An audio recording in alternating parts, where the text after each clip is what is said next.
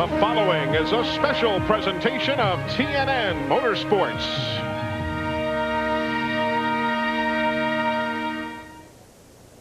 As has been the case all week long, we've got another beautiful day here in Dover, Delaware. It's the first northeastern stop for the NASCAR Winston Cup Series in 1996. The Miller 500 from Dover Downs is next.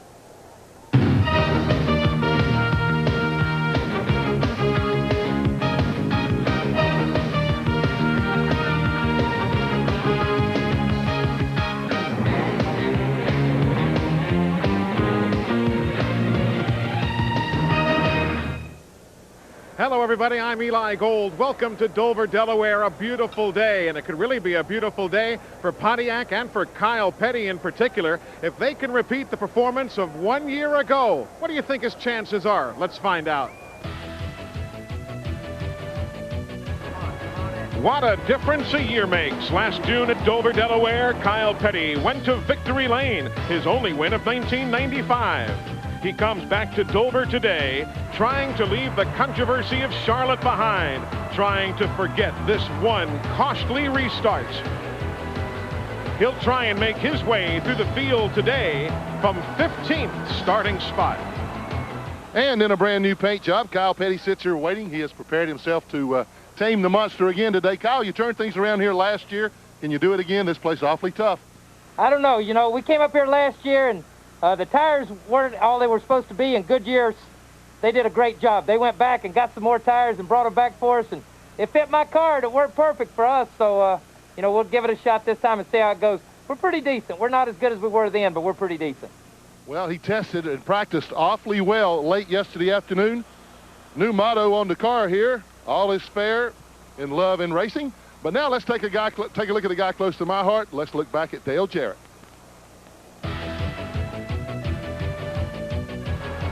Last week at Charlotte, Dale Jarrett dominated en route to victory lane and a win in the second leg of the Winston Million. He starts sixth today, looking to gain ground in the all-important point race.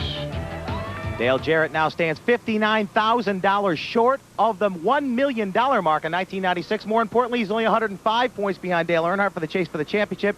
Last week, Dale was Charlotte. This is Dover. What do you got for him today? Well, I think we've got a pretty good car. The guys have worked hard. This car's been a good car for us this year, and it's just a long race. You got to stay out of trouble and save your equipment for the end. Okay, good luck to you. It would not be unexpected if Dale Jarrett went to victory lane here at Dover today, but there are a few guys that would love to go to victory lane that you might not expect. Let's take a look at some of them. Who'll be the sleeper today? Bobby Hamilton had a second place finish here in the fall. Derek Cope, he's been to victory lane here. Ward Burton has been running strong, and Michael Waltrip has more to prove since his Winston Select win.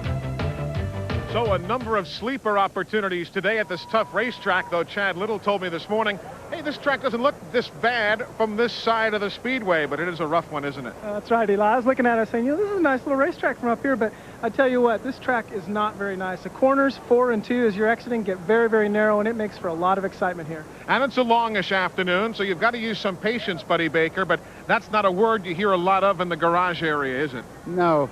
What you have to do, you have to remember this racetrack is very, very treacherous. You have to control your tires, you have to control your car. It's a give and take racetrack, and if you forget that, the monster will bite you. A lot of storylines. You got that right. A lot of storylines here today, including the front row. Young Jeff Gordon from Pittsboro, Indiana, and alongside him, the oldest man to win the NASCAR Winston Cup Rookie of the Year award, Dick Trickle. So we'll follow up on that and a whole lot more. Glad you're with us on TNN Motorsports. We're live with the Miller 500 from Dover, Delaware. We're coming right back. Today's exclusive coverage of the Miller 500 on TNN is brought to you by Avalon Formula 3 Motor Oil. Controls volatility and fights vaporization. By the Miller Brewing Company. Proud sponsor of the Miller Racing Team. We race for beer. By the more than 1,300 AutoZone stores across America. AutoZone. The best parts in auto parts. And by Buick and your local dealers. Remember Buick, the new symbol for quality in America. Welcome, everybody, to Dover Downs International Speedway. Now the Sears Die Hard starting grid, brought to you by the Die Hard battery, now with more power when you need it. Jeff Gordon on the pole, second time in as many weeks. Dick Trickle, he's been on the front row 6 times in his career. Ward Burton, his 5th straight top 5 start. And Terry Labonte, 10 straight times in the top 5 this year. He has really had himself an outstanding qualifying effort. Hut Strickland had a great run here a year ago. And, of course, Dale Jarrett, one of the quickest men on the circuit here of late.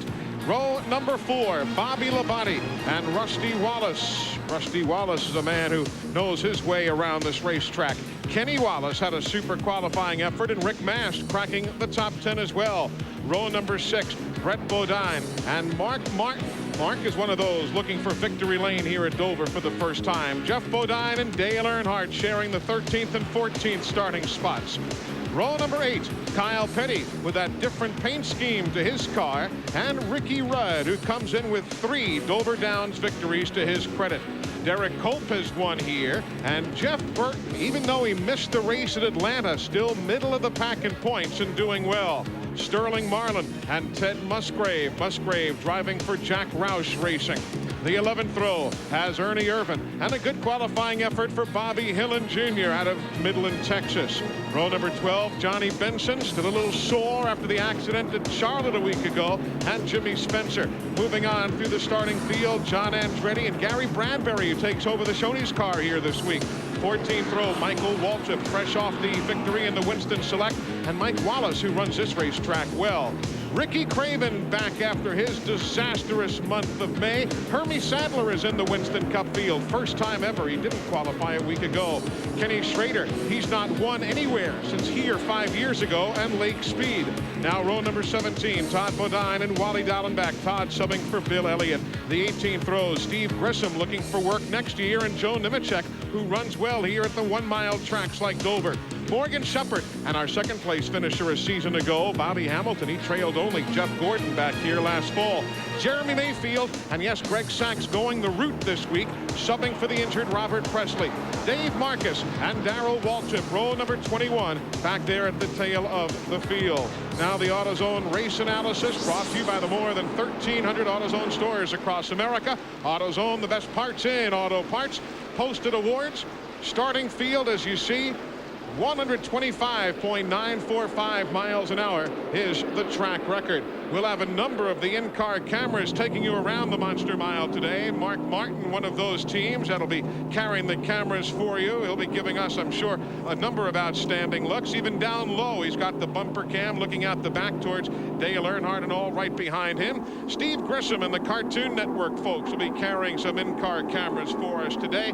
And this is something that I always enjoy, Chad, taking a look at these. It gives you a pretty good idea as to what goes on, at least as best we can enjoy it from the living room or from up here in the booth. Well, the in-car cameras have certainly helped a lot. Let the viewers see what we as drivers go through when we're out there. It's still not quite exactly what it is. You can't appreciate how bumpy this racetrack is, but it does a very good job. So we are set to go 500 times around this racetrack. The track is banked 24 degrees in the corners. The straightaways banked 9 degrees. 1,076 feet long are each of the straights. With the new track record in his possession, Jeff Gordon leading the field to the stripe with Dick Trickle outside of row number 1 in what could well be his final ride for the Health Source team. It is expected that Loy Allen will return after injuries in time for the race at Pocono in 2 weeks here on TNN. Green flag is in the air, and here we go, the first of 500 times around the Monster Mile. Eli, you can see them all trying to get to the inside groove. The fast way around this racetrack is right around the bottom there, right on that back part of the racetrack. Dust already starting to build up on the outside. I was just going to say the same thing, buddy. The goal on restarts is you got to get down to the inside, and you're telling your spotter, let me know when I can get in, because that's the key in getting around this place is getting down low. One lap so far, so good. Gordon has led here in 1996 as he does take the first lap and head back off to the turn 3 area. Riding with Bobby Hamilton in the STP Pontiac. He was second to Jeff Gordon here last fall, remember. Now you've got Bobby Labonte Just ahead of Dale Jarrett. That's the runners in 6th and 7th spot right now. And just behind them is Rusty Wallace. He is really running well in practice yesterday. Eli, they told me one thing. They said, watch out, because the further you run in a run today, the right front starts getting tire buildup, and you actually go from 48 recommended 48 pounds in right front to 60 pounds. So the car, that's why they're pushing so much. 3 laps complete in the early stages here of the Miller 500. Ted Musgrave, middle of the pack, out of the groove. He can't get back in line. He's losing a number of positions. While you're watching the scramble from Dick Trickle in second on back, and here comes Ward Burton. He's in the 22. You see Terry Labonte taking advantage there. You see Trickle went high there. He got a little bit out. You have to just wait and gather it back up. You can't jump back in the throttle when you get wide like that. And there's Hut Strickland in the 8th car. You saw him in that fray as well, the Circuit City machine. And if you were with us yesterday, you know that Hut was involved in a big accident down the back straightaway, was limping heavily to the stretcher. They carried him into the infield care center. Glenn, how is he feeling this morning getting set to crank it up like this? For Eli, naturally, he was very, very sore, but he said he was going to be okay. He said the worst part about it all was whenever he felt a vibration in the car. He said it just felt like it started in his right knee. It went up and hit the steering column, but says he's going to be okay. Great run for him. He runs well on this racetrack. Also, I would be remiss if I didn't wish Kyle Petty a happy 36th birthday today. Exactly. Celebrating the birthday today. First, Dick Trickle's grandson, Luke, or as he calls him, Lucky Luke, also with the birthday. Said, I better make sure we get that on the air. Then I can use the extra good luck. There goes Terry Labonte now around Ward Burton, as you see, with Hut Strickland right behind. That is 2nd, 3rd, and 4th. Dick Trickle has dropped back to 5th now.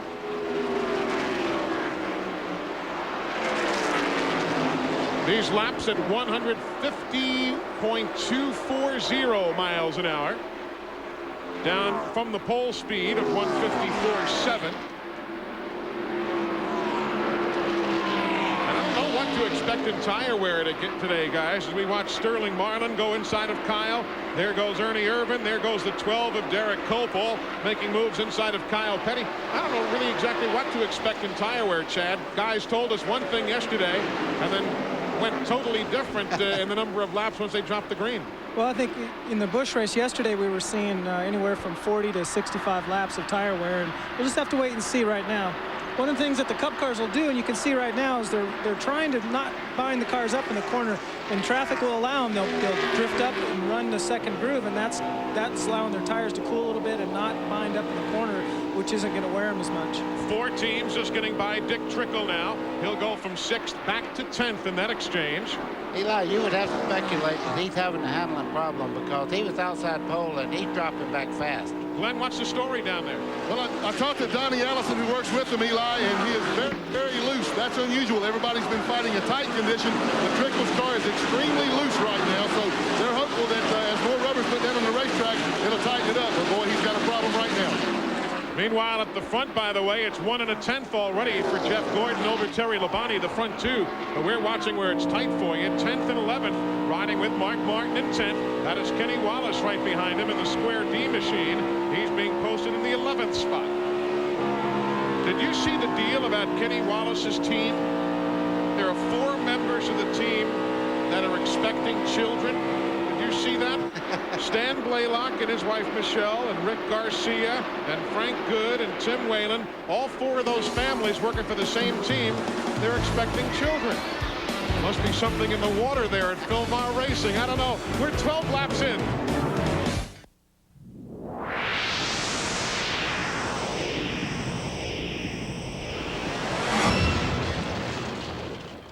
It is 1 7/10 seconds of an advantage already for that man, Jeff Gordon, over Terry Labonte in 2nd. 2 more seconds back from Labonte to the 3rd place man, Ward Burton.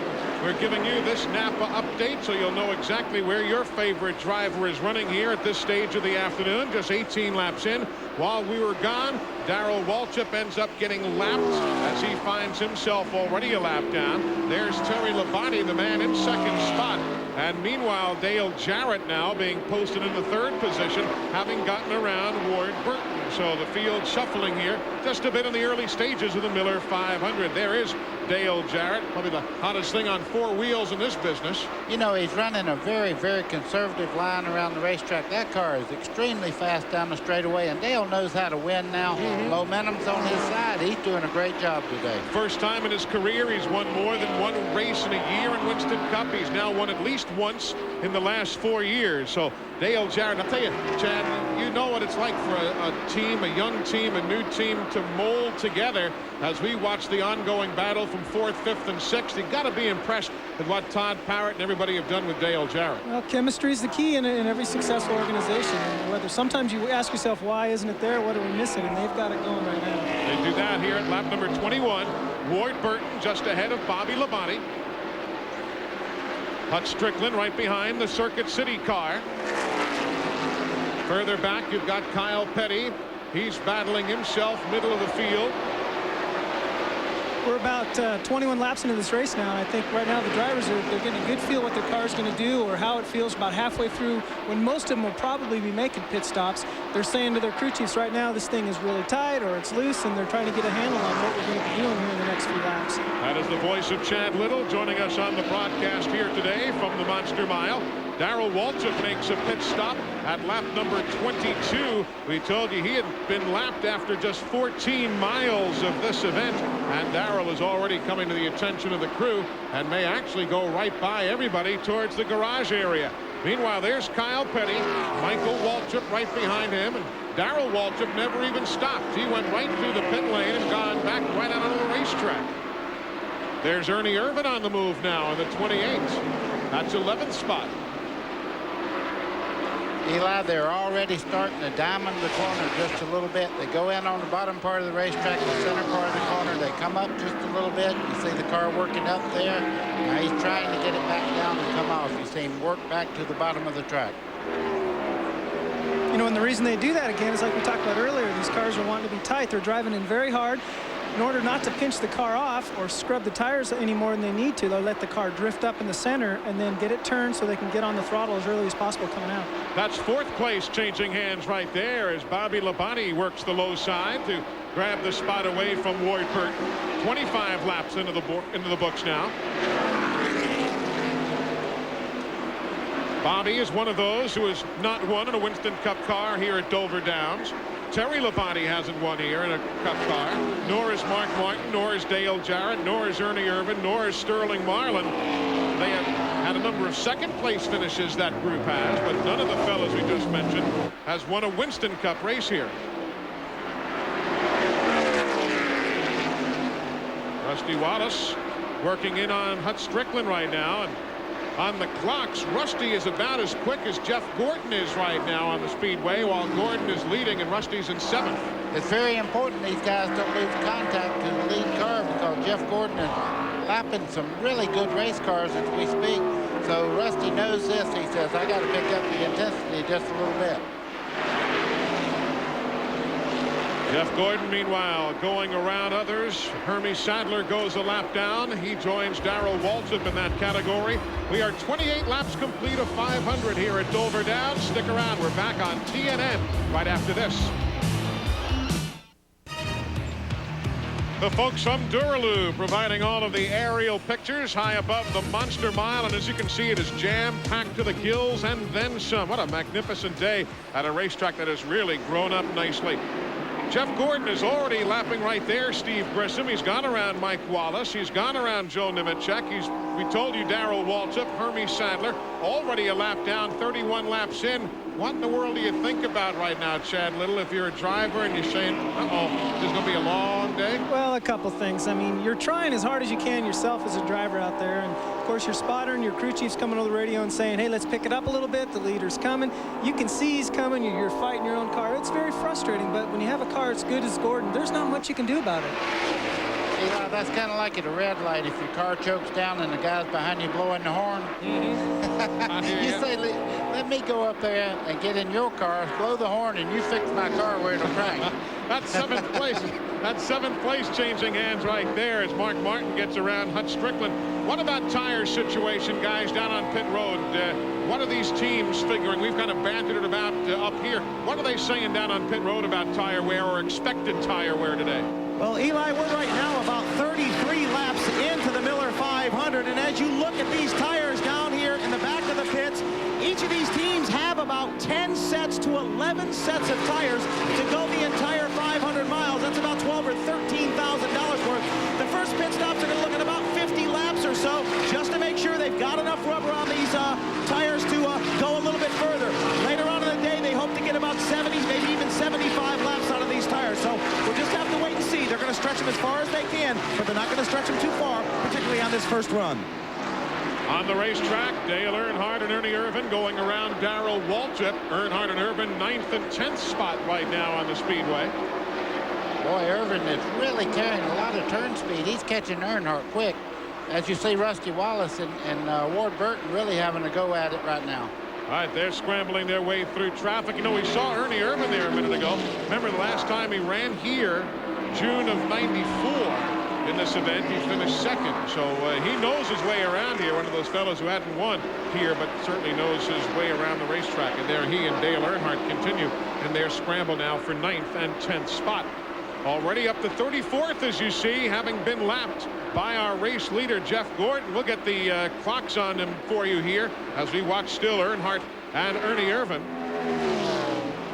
Jeff Gordon up front, who had a 1 7/10 second lead earlier, now has 2 7/10 seconds on second place Terry Labonte.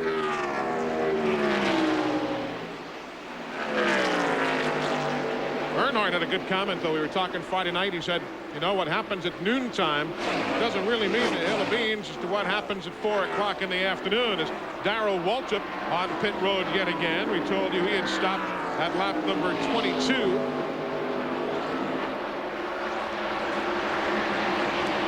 This is a good battle right here. These guys are getting with it for this early in the race. It's two different styles altogether. Earnhardt's trying to hold his car much lower on the racetrack. Ernie's using that diamond effect in the corner to really let his tires take a little break. There go Mark Martin and Hut Strickland around Ward Burton right now. That's a swap at 5th and 6th positions. Earnhardt goes inside of Ward. And you know, old Ernie there, he started in 21st position. You know, we talked about Rusty moving up and all this. Old Ernie started back middle of the field, and there he is knocking on the door. Yeah, what's that on the grill there of Jeff Gordon? Looks like a hot dog wrapper. Those things have really been a problem this year. He's put his teammate out twice this year. Yeah, Terry Labonte's had a lot of problems with that kind of debris. What's the deal, Glenn? Are they concerned? Oh, there's something wrong with Ward Burton also. Here comes the MBNA Pontiac. Glenn, what are they saying about Jeff? Are they concerned with that debris? Well, they radioed in and told him that Ray told him that it may make the car feel a little loose. Jeff was reported it felt a little loose in the corners, in the center of the corner. Jeff says that the car feels good. Other than that, they say 70 to 75 laps on tires. Ward Burton coming in has a tire going down. He was reporting a bad push, so they're going to the right side right now. I'm sure that we're going to see some excessive wear on the right front because he did have a very, very bad push. But he thinks he has the tire going down right now. We'll take a look at him whenever they get them all changed here. But he was way, way early to be having tire problems. Yeah, he was running an 8th spot when he had to come in. Eli, you can see all the paper that Ward Burton had gathered up on the lower part of that grill. When they mopped the front of that thing, I mean, it was loaded up with paper. That can make them run hot. There now comes Jeff Gordon. He works around John Andretti. 2.4 seconds the advantage now. Down a bit from 2.7 for Jeff Gordon. He's already getting set to put a lap on the man who started outside of him on the front row, Dick Trickle. And you can see there why he's going a lap down. The back of Trickle's car coming off the corner got all out of shape there. Fishtail down the straightaway. That's a very uncomfortable car here. So we're working the 44th of 500 laps. Average speed as we are caution-free, 151.240 miles an hour. Jeff Gordon leads. Welcome back to Dover Downs. No, that is not a new Monte Carlo hood ornament you're looking at there. That's another of the hot dog wrappers or what have you that has been caught up on the front end of the DuPont Chevrolet.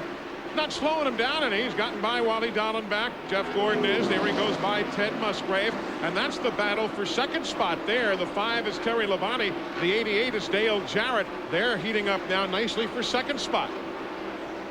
Boy, I tell you what, Dale Jarrett amazes me every week. I've always felt that this team was going to gel because of the chemistry of the motor builder and everything combined with the new crew chief. But Dale Jarrett is doing a superb job of keeping that car in contention all the time, never getting himself in trouble.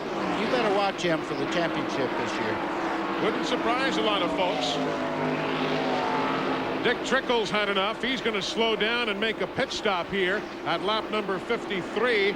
We cite him certainly because he started on the outside of the front row, and we're watching that great second place battle. 52 laps on the board. Glenn Jarrett has been snooping up and down pit road with Ray Evernham and others checking out tire wear. What are you looking like there, Glenn? Well, we're looking at the tires that were taken off of Ward Burton's car. He came in, thought he had a tire going down. They did not find one that had lost in the air. He was reporting put as Dick Trickle has just moved into the pits. He's been very, very loose. Ward reported pushing going in and loose coming off. How many times have we heard that? But there was not a tire going down. Everybody's crew chief from this end of the garage area, this end of the pits, was down here looking at these tires, checking tire wear. Ray Evernham told me he still thought that they could go maybe 70 to 75 laps. So it's a guessing game. They're all watching the stopwatches. When the car falls way off on time, that's when they're going to bring them in. We're now at lap number 54. Thanks, Glenn. 54 of 500 as we ride, as you can see, with Mark Martin. That's Greg Sachs right behind him. Greg is riding all weekend long for Robert Presley, still nursing those cracked ribs. Let's mention something new coming up on the broadcast here today. The Heinz Charity Lap, brought to you by the tangy taste of Heinz 57 steak sauce. Lap number 57, the race leader will have $1,000 donated by the folks at Heinz to that driver's favorite charity. So we're just a couple of miles away from that mark. And that's another mark. Mark Martin. Oh, it's so smooth, it's enough to make you sick. Yes. Mark is running in sixth spot right now. And now the next time by will be that Heinz 57 charity lap as we get set to come to lap 57. And $1,000 of a donation will be going to our race leader's favorite charity. He, of course, being Jeff Gordon at this stage of the afternoon. You can see on these in-car camera shots that we get every now and then how rough this track really is. Is it rough, or is it the expansion joints in the concrete? You know, it's again tough for the folks to identify with exactly what you're feeling in the car. Is it a pattern of those expansion joints? It's in different places on the racetrack, especially coming out of turn number 2, going into turn number 1. It is expansion joints, but it's very rough. The concrete is a very hard surface to go over. A lot of high-speed bumps. Now further back, Hut Strickland, he's in the 8. Dale Earnhardt in the 3. Ernie Irvin behind them. Those teams are right now running in 7th, 8th, 9th. Jeff Bodine there in the QVC Ford. He is running in the 10th spot. They're all on the lead lap. But the lead lap residents are dwindling. Only 17. Although let's go further back now. They'll take it down to about 24 cars on the lead lap at this stage of the afternoon as we continue to go green. We have not had a caution flag yet, and Jeff Gordon just ripping some quick laps here.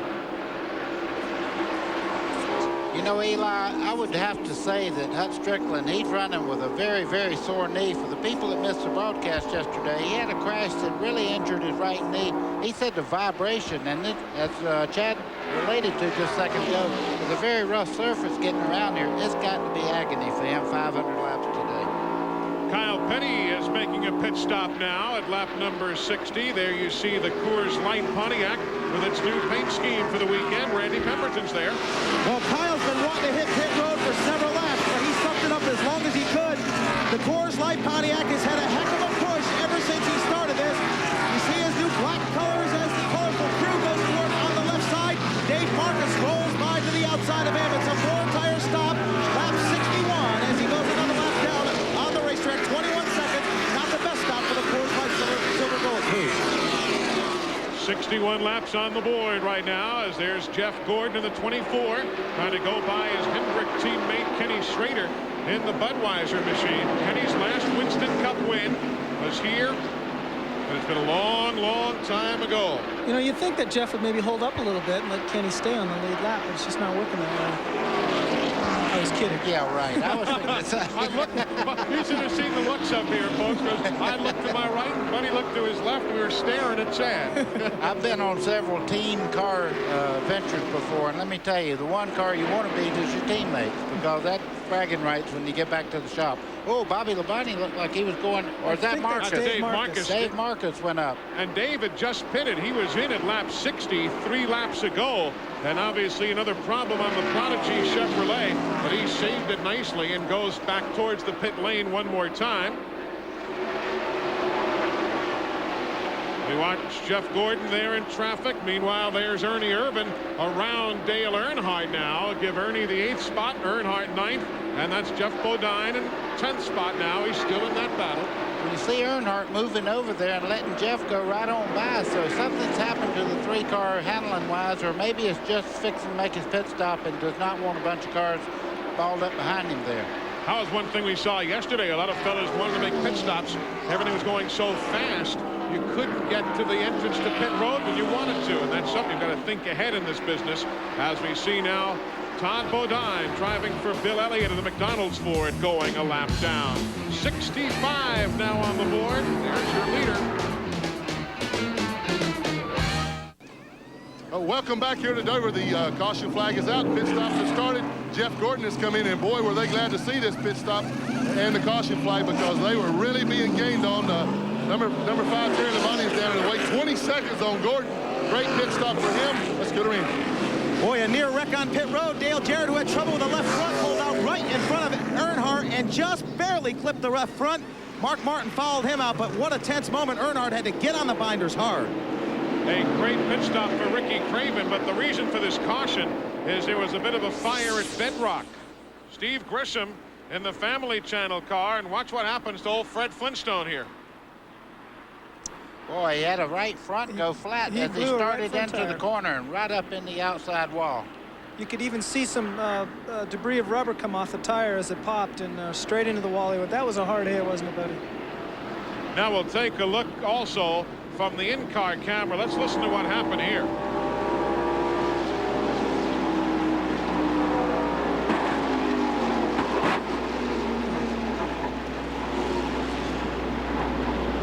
Well, that makes me cringe. Eli, been there, done that. Bought the t-shirt. Wow. Yeah, I know what you're saying. That was a scary, scary moment. Steve is fine. He climbed from the car under his own power. Ricky Craven back on the pit lane now. 69 laps on the board. We had mentioned he was in a short while ago. Now you're looking live again at the efforts to hook the Cartoon Network car. Fred doesn't look too happy about it. No.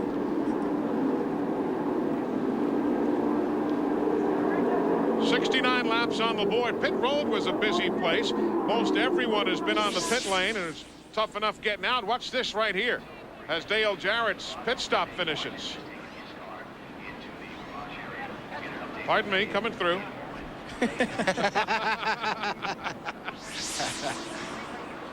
So the way it shakes down right there, Dale Jarrett comes out in 7th ahead of Earnhardt in 8th. Mark Martin in 9th. That's how it cycles around. Continuing under caution, lap 70 of 500 here at Dover, Delaware. Today's exclusive coverage of the Miller 500 on TNN is brought to you by Napa Auto Parts. At Napa, we keep America running. Great look from overhead. The Monster Mile as Duraloo brings us all of our aerial camera locations here today. Beautiful day, and you can see jam-packed all the way around. Why don't we take a look at what's going on around the world of NASCAR Winston Cup points. The Texaco point standing update brought to you by Haviland Formula 3 Motor Oil, which controls volatility and fights vaporization. Pretty good scramble right there. And you talked about Dale Jarrett earlier, buddy. Very much in the hunt, isn't he? Very much in the hunt. And, you know, coming out of the pits there, he just barely got by Earnhardt there. If they had made contact, that could have took them both out. But, you know, that guy there, Jeff Gordon, he was 4th in points here a year ago. Same spot he is right now, 4th in points. And, of course, went on to win the NASCAR Winston Cup Championship. By the way, we'd like to say hello and a big get well to one of TNN's own, who's not here today, Mark Homer Hunt. Mark is one of the very talented tape operators. He was injured this past week while doing some yard work. He took a few stitches, but is at home recovering, and the whole TNN crew wishes him a very speedy recovery. He wasn't on a John Deere, was he? I don't believe so. That's good. Should have been. Wouldn't have taken stitches. That's right. 73 laps on the board as we continue under the caution flag this afternoon.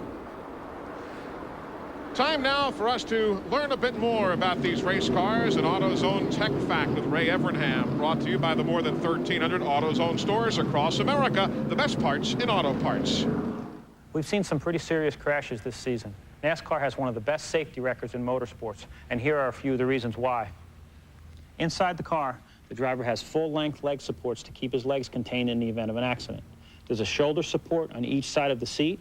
There's a head support on each side of the seat. Above his head, there's a roof net to keep his arms and hands contained in the event of a rollover. The driver has an onboard fire system that he activates by pulling this handle. The windshield in these cars are made out of 1/4 inch thick Lexan. It's actually bulletproof at this angle. These are some of the reasons why our drivers walk away. Ray Evernham with that AutoZone Tech Fact. Talking about pit stops of moments ago as the field is about to get the 1 to go signal now. Talk about pit stops. Bobby Labonte came in 5th, went out 2nd.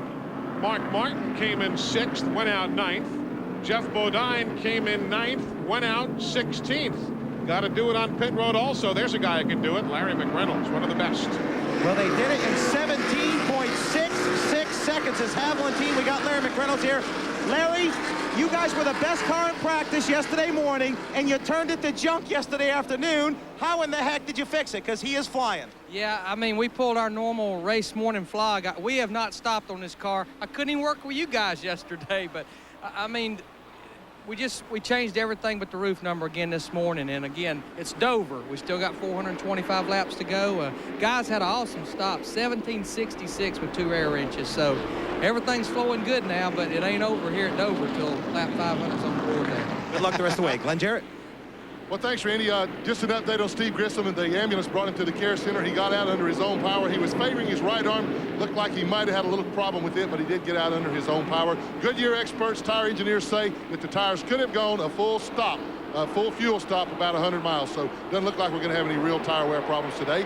We're going back to green. And indeed, the green hanky in the air from Doyle Ford. Remember, we're on restarts now. This is when it's treacherous for drivers because you're 2 abreast on a track coming out of the turns. It really doesn't want to be 2 abreast. 24 teams on the lead lap. In NASCAR Winston Cup, it's a little different from Busch. The cars on the lead lap start on the outside. The cars that are lapped down start on the inside. It's opposite in the Busch series. You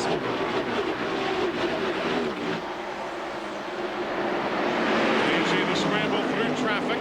Rusty Wallace, Ernie Irvin in the 28, Hut Strickland in the 8. That is 4th, 5th, and 6th spot right now. See Ted Musgrave's there in the 16. He just, for the past 2 weeks, has not been able to get this car up to speed. Look at Earnhardt going under Jeremy Mayfield, making his way back towards the front. Handling the key there as he worked the low side of the racetrack. You mentioned Ted Musgrave. He's a lap down at 27th spot right now, buddy. He said last week in Charlotte he brought a knife to a gunfight. Talking about his car, so apparently they still hadn't worked out the kinks in this particular car. But in the long run, give me a season or 2 or 3 or 4 with Jack Roush. I'll take the options there. Absolutely. Great team. There's Darrell Waltrip again. He's made a pit stop and comes down the pit lane one more time. He'll stop there at lap number 78. Yesterday on the telecast, Darrell Waltrip kind of had an idea that this day would not be the best of days. There comes Terry Labonte. That was a little brotherly love there. You saw Bobby just move over and let Terry go by. He fell back into 3rd place. I think Terry Labonte right at the moment is a little bit quicker than Jeff Gordon. He seems to be closing in. Terry was again a fine runner a weekend ago. Finished 3rd at Charlotte, and that was his 7th top 5 finish in the last 8 races. Terry Labonte and that crew, Gary Dehart and all, they're very much on their game. There you see Rusty Wallace trying to pick his way to the inside of Wally Dallenbach in the Hayes Motor machine. Ernie Irvan just following, and again remember, Ernie started in 21st. He's running 5th right now. Hut Strickland's in that battle in 6th. And Hut ran so well here last year, 4th in June when he was driving for Kenny Bernstein. He had Richard Broom with him. Good scramble here. Ernie's got the better of Rusty Wallace. Boy, Ernie made that look pretty easy. I think Rusty realized that the 28 of Irvin is running quite well right now. It's very early in the race. Find out what he's doing to get around this racetrack. Follow his groove around the racetrack, and maybe you'll learn something. A lot of give and take in a place like this, as Buddy is saying. If you don't give and take, what's going to happen is somebody's going to end up in the wall. So you'll see drivers a lot of times wave the other one by, just let them go like Bobby did with his brother there, and they go on. And then, because you're actually faster running one in front of the other than you are side-by-side scrambling. That's the 7th place scramble. Dale Jarrett ahead of Dale Earnhardt. Jimmy Spencer is also on the lead lap in 9th. A good run for Jimmy, who has 3 top 10s here at Dover. His best finish was 6th back in 1993. And like we said yesterday, if you like a racetrack, it's got to help you when you come through the gate in the morning.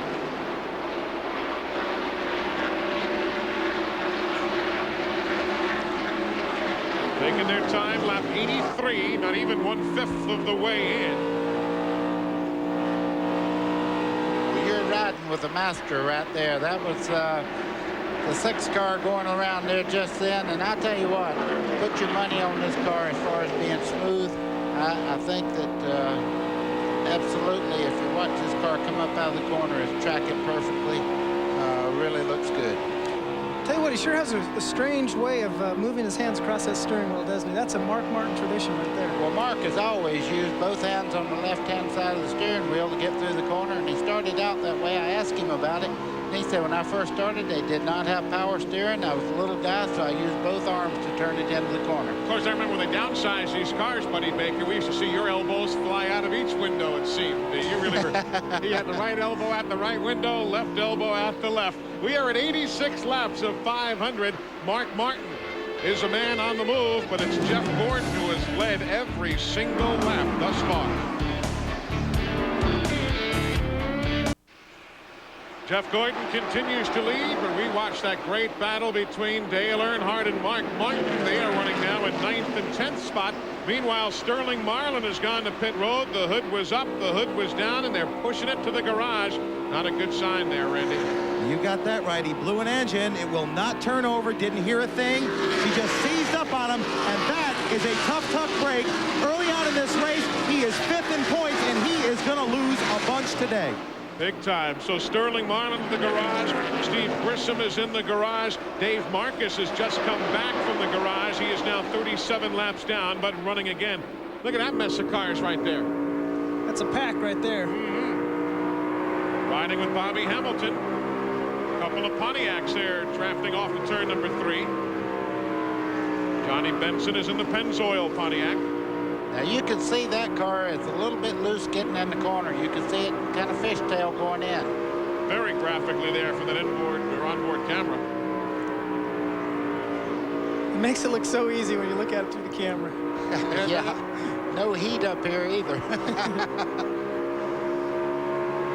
Bobby Hamilton, you see him working his way up through the running order. By the way, earlier I had said Jeff Gordon has led every lap.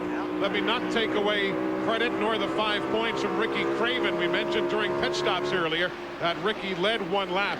He led lap 69, and then Jeff Gordon reassumed the lead again at lap 70. So if you're a maniac, a Ricky Craven fan from the state of Maine or wherever, he does have a 5-point bonus today. And how about Ernie Irvan right there? Ernie just sweeping right by Terry Labonte and moves up into the 2nd spot and pulling away. Great run. This car is really working well around the base of the racetrack. He lets it go up and diamond right as you see. He moves up the racetrack there. He's turning it back down to come off. Great line, and that car is hooked up. I don't know if you guys are watching down on pit road. Looks like Monty Hall has just shown up in the Sterling Marlin pit. Randy, are they playing Let's Make a Deal down there or what? It is Let's Make a Deal. It's door number 1 for the Pennzoil team. He gets a set. The 23 team for Jimmy Spencer. They get a set of tires. Now in comes the Jasper team. They're trying to scrounge for a set. They have no problem getting them. They're just going to have to pay for them later, but they're giving them out like crazy. This is at lap 96 as the leader is back into the corner, and there's Ernie Irvan. What a fine run for Ernie here this afternoon. You know, Eli, they were talking about with the crew chief just a little while ago about Ernie Irvan yesterday. He was the fastest in the morning practice. The afternoon, they almost give up. I mean, they had quit working on the car. This morning, they come in, made a bunch of changes. That's where a great crew chief like Larry McReynolds comes to play. I mean, I'm sure they talked last night at dinner and said, this is what we need to do. And there's Rusty Wallace and Dale Jarrett, 5th and 6th you're watching now on your screen. Running order, Jeff Gordon, Ernie Irvan, Terry Labonte, Bobby Labonte, Rusty Wallace 5th, Dale Jarrett 6th, Hut Strickland is 7th, Jimmy Spencer is 8th, Mark Martin 9th, Rick Masters 10th, Earnhardt is running in 11th. All of these cars on the lead lap. You've got Ricky Rudd going in the 12th spot. Then Kenny Wallace ahead of Derek Culp, Ken Schrader, Bobby Hamilton. He's in 16th as he goes by the 95 there. Oh, and by the way, I want to say a very happy birthday to the car owner of that number 95 Shoney's Ford, Earl Sadler. 74 years old today as you see the interval from the leader back to your second place man there, Ernie Irvan. Look at the crowd here at Dover. You remember about years ago where this little section in front of us here in the main grandstand was the entire grandstand. Boy, I tell you, it's incredible. They had a great crowd here yesterday for the Busch Grand National race, and today there's not a seat open. Far too early to have to talk to Sterling Marlin, but we've got to. He's done for the day. Glenn? Well, let's find out. Sterling, you brought the car in. I see a lot of work going on it. So what happened, and are you going to be able to get back in? Something had an engine going down the back straightaway. It seized up, and we're going to take a look at it and see what we got. Try to get back in there. Track conditions, everybody concerned about tire wear, but after the first pit stop, everything seemed to be pretty much okay. Yeah, we was real tight on the start and had got the car loosened up, and fell off, had a top 5 car. Kodak team done a good job, and we hate it. There's a lot of cars start this race. It's going to hurt us in the points, but we'll be back. Well, he definitely will be back. A couple of weeks at Pocono. We'll bring you that one. See you then. Right now, that man, Ernie Irvan, might be the quickest on the track. He seems to be gaining, at least on my stopwatch, about 1/10 of a second per lap on the race leader, Jeff Gordon. Still plenty early, just 102 of 500 laps complete. We are live at the Monster Mile, and we're glad you're with us here on TNN Motorsports. Oh, I bet you the man is just seething. Jeff Bodine. Car spun off turn number 4 out of traffic when he was running 17th. Let's take a look what happened. Where is the 7? We'll watch this unfold for you. They got kind of bottlenecked right there. There, Michael Wallace. Mike Wallace gets sideways. Did a great job of saving that.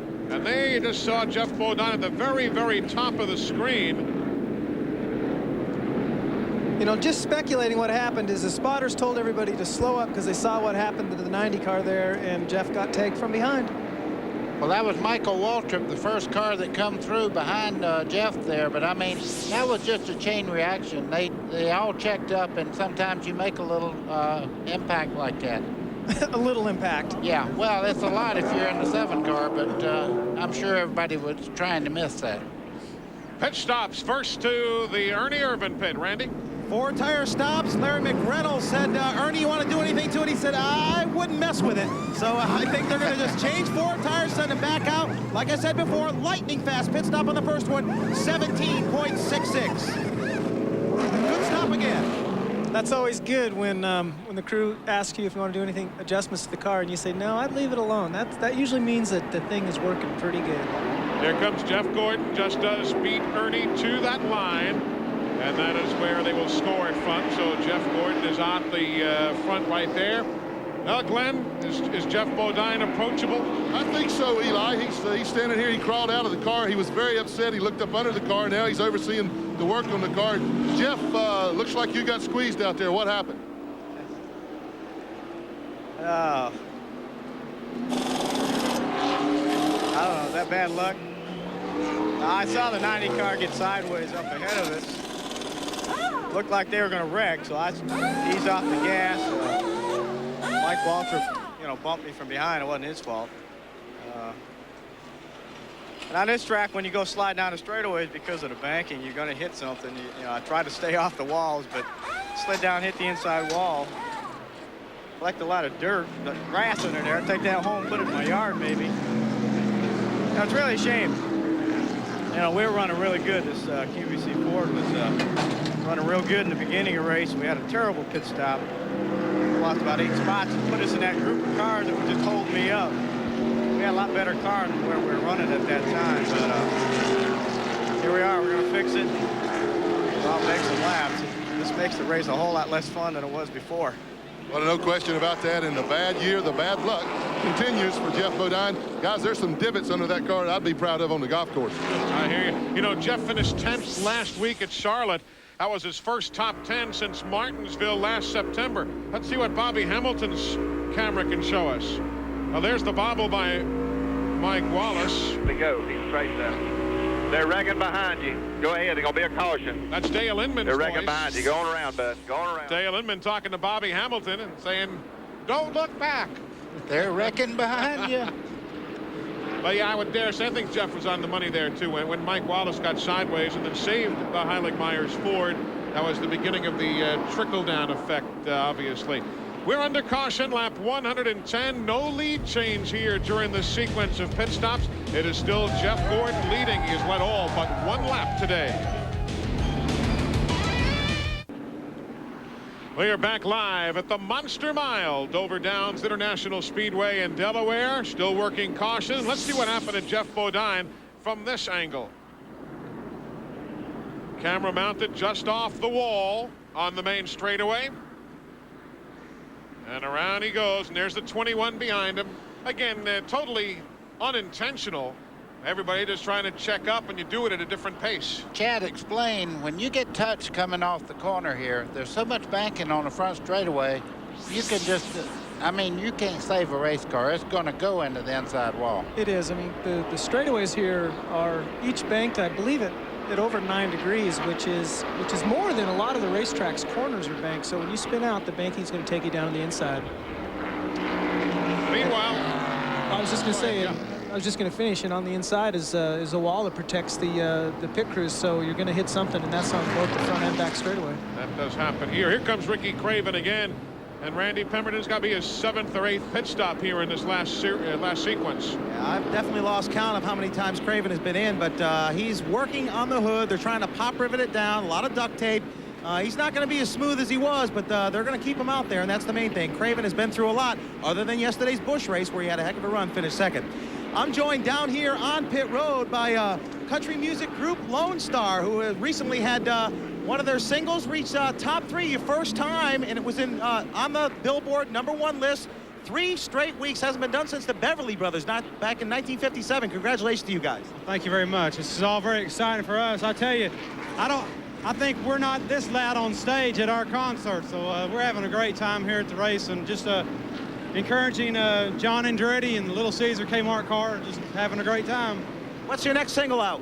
Our single out right now is Running Away With My Heart, co-written by Michael Britt here. So it's been out for about 3 weeks, and it's I think it's around 39 on charts right now.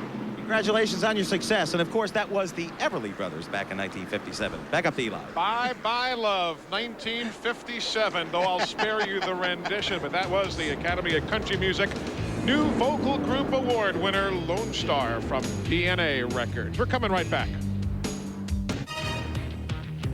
Today's exclusive coverage of the Miller 500 on TNN is brought to you by Pep Boys. 26,000 items at the guaranteed low price. Tires and service too. Everything but gas. And by Splitfire. Enter the performance zone with Splitfire Performance V Spark Plugs. From high above Dover Downs International Speedway, the Duralube aerial camera giving us that panoramic view of this 1-mile racetrack.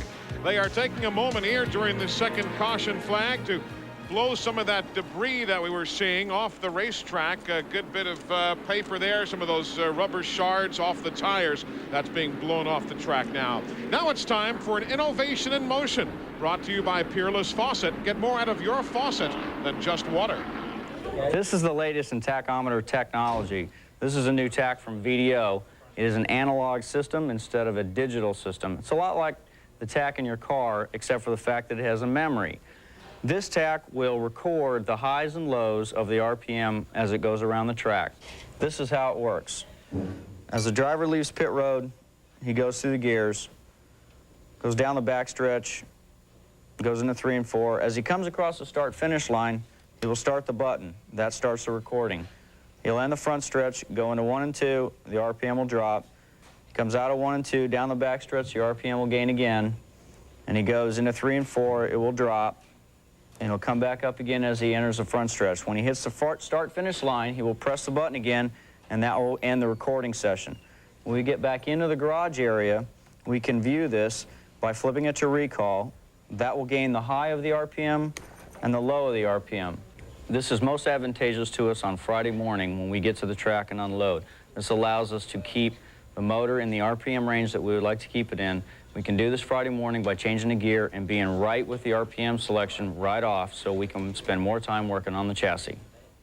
Very interesting, a lot that goes on. And yeah, happy birthday, Kyle Petty. We mentioned it earlier today as he enjoys this birthday here at the Monster Mile. Let's take a look at the top 20 while we have an opportunity. Jeff Gordon's led all but 1 lap, and there you see some others who've had some particularly good runs. Jimmy Spencer hanging around the top 10. As we told you, he likes running at this racetrack. The next group from 11 through 20, been a pretty good scramble today. Hud Strickland finds himself in the 11th spot right now. These teams on the lead lap. Kenny Schrader, who had gone a lap down earlier, managed to get his lap back prior to the caution involving Steve Grissom earlier. And they are on the main straightaway. That is not a guy looking for his farm on Route 9. They are blowing off some of the debris on the main straightaway. Earlier today, while you folks were still arising, race fans were arriving here at Dover Downs International Speedway, and Buddy Baker and I had a chance to chat with some of the best race fans in America. Take a look at what happened earlier this morning. Buddy, Eli, how you doing? Just fine. How are you? Good. I was just wondering, I saw Rusty Wallace. I'm not one of his fans, but he looked real good yesterday practicing. What do you think? Rusty's real strong in the center part of the corner, and anytime Rusty's at a racetrack, it's real tough to manage the tires and manage the car around the racetrack. I think Rusty is probably one of the better drivers out here. By the way, where'd you get those glasses from? Ah, you like those, huh? I didn't say that. I just wanted. I didn't say I liked them. I just want to know where you got them from. Want to make sure I don't go to that store by accident. Yeah, it was good talking to you guys. Take care of yourself. Back under green here at the Monster Mile, having just gone back to full speed racing. Ernie Irvin in the 28 trying to challenge for the lead. John Andretti, the third car in line, is a lap down, though he tried to get his lap back. Couldn't do it. Here goes Ernie. Crowd is looking on. They're going crazy here. Gordon's giving him some room. Went up the banking. You can see Ernie tucking the nose down there. Jeff Gordon knew he was there. Give him racing room. It's very early in the contest going in the corner like that. Here comes Ernie Irvin with the race lead. Back to the stripe. 121. Ernie Irvin takes the lead. You saw Larry McReynolds clapping his hands, and they really did. Larry was very honest. He told us earlier in the telecast, he said, we kind of over-engineered ourselves out of the picture yesterday and got it back together this morning. Of course, Ernie likes his track. Remember that. He hasn't won here in Winston Cup, but he led 313 laps here in the last race that he ran here at the Monster Mile. That was back again in May of '94 when he started from the Busch pole. So he's no stranger to running well here. Jeff Bodine is back on the racetrack, by the way. If you're a Jeff Bodine fan, after the accident of earlier, they have prepared the car enough to at least start making some laps. Eli, the 28 car of Ernie Irvin did make the pass, but look at Jeff Gordon. He's starting to sneak back into the action there. Ernie's car is moving out just a little bit in the corner. If he makes the move, it'll be in the center part of the corner, I think. Gordon trying to close in.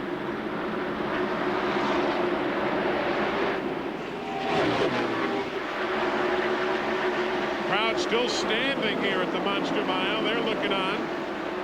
They buy a seat, but actually in races nowadays, they just kind of buy airspace. I mean, nobody sits down anymore. Jeff Bodine 17 laps down. I mentioned he is back on the track. He is 17 laps down. For those of you who follow the QVC Ford. Eli, we were just told that Evernham is telling Jeff Gordon, just sit behind the 28 and see what he has. Just kind of measure him up. Mark Martin dropped a couple of spots there. Earnhardt and Jimmy Spencer just went by. Earnhardt 8th, Spencer 9th. Mark Martin now being posted in 10th, though certainly on the lead lap. Hutch Strickland there in the Circuit City machine. He's being shown in 11th. The 33 is Greg Sachs subbing for Robert Presley, not on the lead lap. Rusty Wallace in the 2, trying to get around the lapped car of Dick Trickle, and will do so. Rusty's got Dale Jarrett and Mast behind him, and they are running 5th, 6th, and 7th. Only Trickle in that picture is a lap down.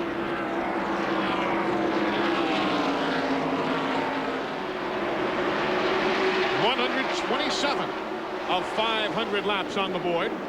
You see Earnhardt there, he just kind of cut Jimmy Spencer off just a little bit down the front straightaway there. He didn't want him underneath him going into turn 1. Jimmy Spencer will make a run at him again, though. You can count on that. 6th place changing hands. Give it to Rick Mast now. So the Hooters colors climbing the board one spot closer, and there goes Earnhardt. Around Trickle, the lapped car.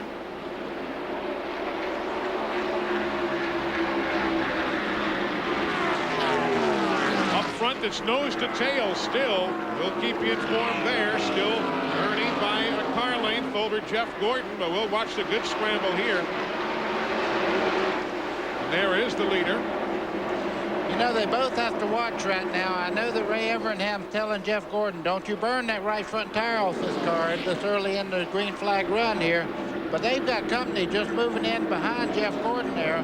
You notice the 5 car of Terry Labonte has moved right on the back bumper of Jeff Gordon. Terry's been strong all day, then failed to hang with the leader for a while. Maybe it was time for the pit stop and he dropped back a bit. But there you see the top 3 on your screen. You know, Terry, he's the Iceman. There we go. There's Gordon slipping underneath him. He'll make a bid for the lead. There he goes. He's got it. He brings Terry Labonte with him. What's going on down there, Randy? What are they saying on pit road? Well, Ernie Irvin just radioed Larry McReynolds said the car's a little bit loose right now. Larry reminded Ernie, you've got your 5 points for leading. Don't overdrive the car. Gordon went underneath him the next lap. Leading is very valuable in this series. We were talking with Dave Marcus on our Race Talk show last night here on TNN about leading and getting those 5-point bonus points. You realize if you lead a lap in every race, even one, just staying out on caution, that will equal over the course of the year to finishing 5th in an extra race. I mean, that's how important bonus points are in NASCAR Winston Cup racing. One of these days, the championship will be decided by 5 or 10 points. You can count on that. You look back to that lap you could have led somewhere and kick yourself. They don't have that in the Busch Series, though, Chad. Would you like to see bonus points, or do you kind of like the point standings the way it shakes down right now?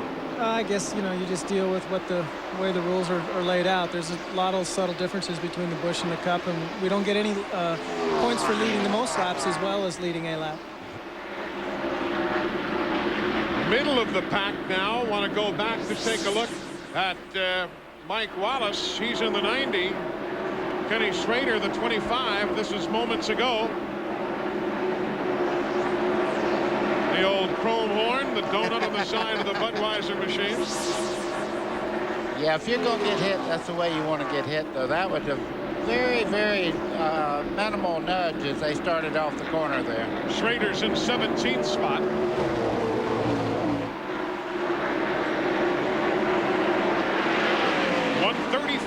That's the lap count right now of the 500. You really have to congratulate those 2 front cars, actually the top 3 cars, because their setups are so superior compared to everybody else to this point. That's 4th place on your screen now. Rusty Wallace, Rick Mast, Bobby Labonte. Eli, we need to give a call to Rick Mast. He is really running well. He's moving up on the 2 car of Rusty Wallace as we speak, and He ran very well last week in the Charlotte race for quite a while there and lost a little bit of time in the pit. But Rick Mast has a very fast race car today. There goes Rusty Wallace around Ted Musgrave. Ted's a lap down in 24th. I sure like to see that Pontiac of Rick Mast too running up there, because us people that are driving those Pontiacs have been under the gun a little bit this year, so it's good to see Rick running so good right now. Jeff Gordon running pretty well. Car looks to be pushing up just a tad versus what it was earlier, but Rick Mast has no such problems. See, not quite as low on the racetrack as he was earlier. You notice the difference. Gordon is running about a half a car length lower than Terry Labonte. And if there's anybody out there that can really watch a racetrack and make moves, I think Terry Labonte is doing a very good job of saving his tires right at the moment. We are still early, just 139 laps, 139 miles complete here at the Monster Mile. Jeff Gordon continues to show the way in the Miller 500.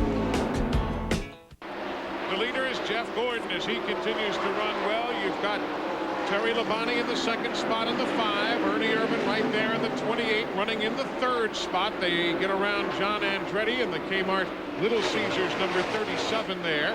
We are 145 laps complete in a race that has been slowed twice by caution. Once for Steve Grissom's accident at lap 67, and once when Jeff Bodine got spun here on the main way at lap 106 in the garage area. Steve Grissom, Sterling Marlin with engine problems, and Lake Speed has just taken the spam car to the garage area. And don't you hate it when your spoiler comes off at a racetrack, Glenn Jarrett? Yeah, part of the spam can is gone, Eli. They're replacing the right side spoiler right now. You can see that. The problem they got, all their spoilers are different angles. This is a different angle from the one that broke off. They have to get it to match the angle of the car, of the spoiler that was already on the car. What I can't understand is how that thing came off to begin with. There are about a half a dozen 9/16-inch bolts that hold that thing on. I just don't understand how that thing vibrated loose.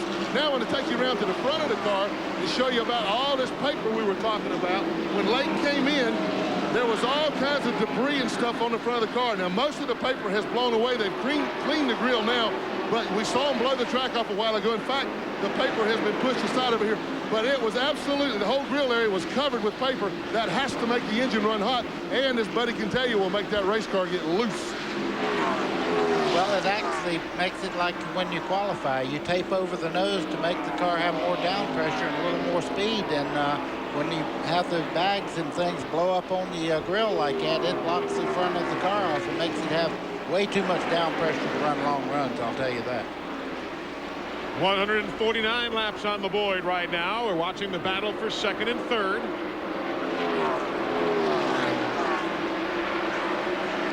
Well, I'll tell you, that team's been hot. Terry's 518th consecutive NASCAR Winston Cup start.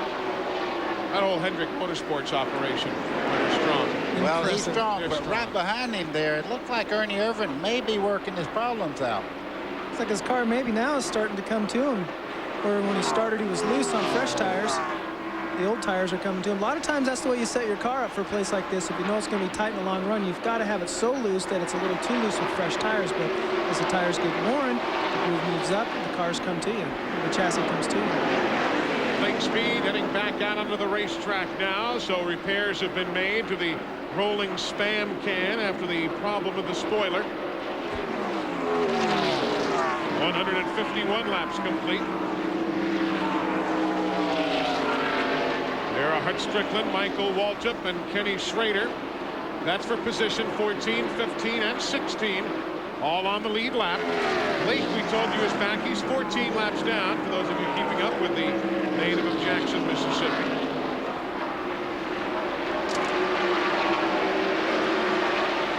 You can't run around a place like this without a spoiler. You're going just entirely too fast. And where was it? Was it Michigan where Michael Waltrip's spoiler came off a couple of years ago? I'm trying to think. I believe it was there. You'll see that on occasion, but like Glenn said, you got to wonder where that happens. I told Harry Hyde one time that my car was too loose to drive at Talladega, and he took the rear spoiler off, and I didn't know it. And I went out, and I come back in. I nearly wrecked, and I come back in. He said, "Now that's loose." Of course, not a whole lot of folks drove that racetrack any better than you. You probably went out and set a track record, loose and all. What it does, it takes about 1,000 pounds of down pressure off the rear wheels when you take the spoiler off. So Lake had to come in and replace it. They're running 60-degree rear spoilers on the Fords here. That's 14th place changing hands you're watching right now. Kenny Schrader grabs it. Michael Waltrip, Hut Strickland. You've got Jeff Burton in the 99. He's in that battle for position, and so's the man we're riding with, Bobby Hamilton. Richard Petty, his car owner, likes this racetrack. Had his 199th career victory here. That's a famous paint job on that car that Richard Petty ran in 1972.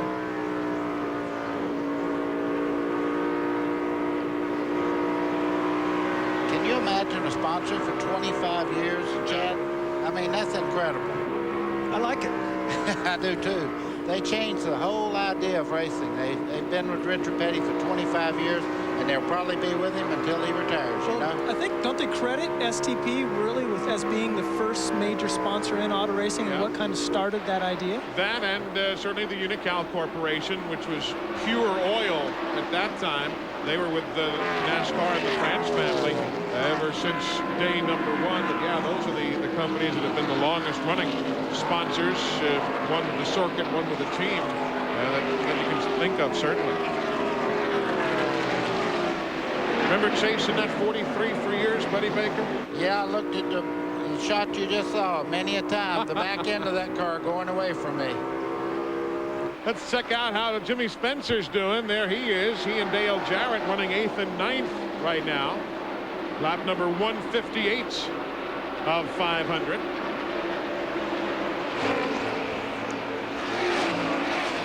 Pit stops for some taking place. Gary Bradbury is on the pit lane right now, being served by the Shoney's crew.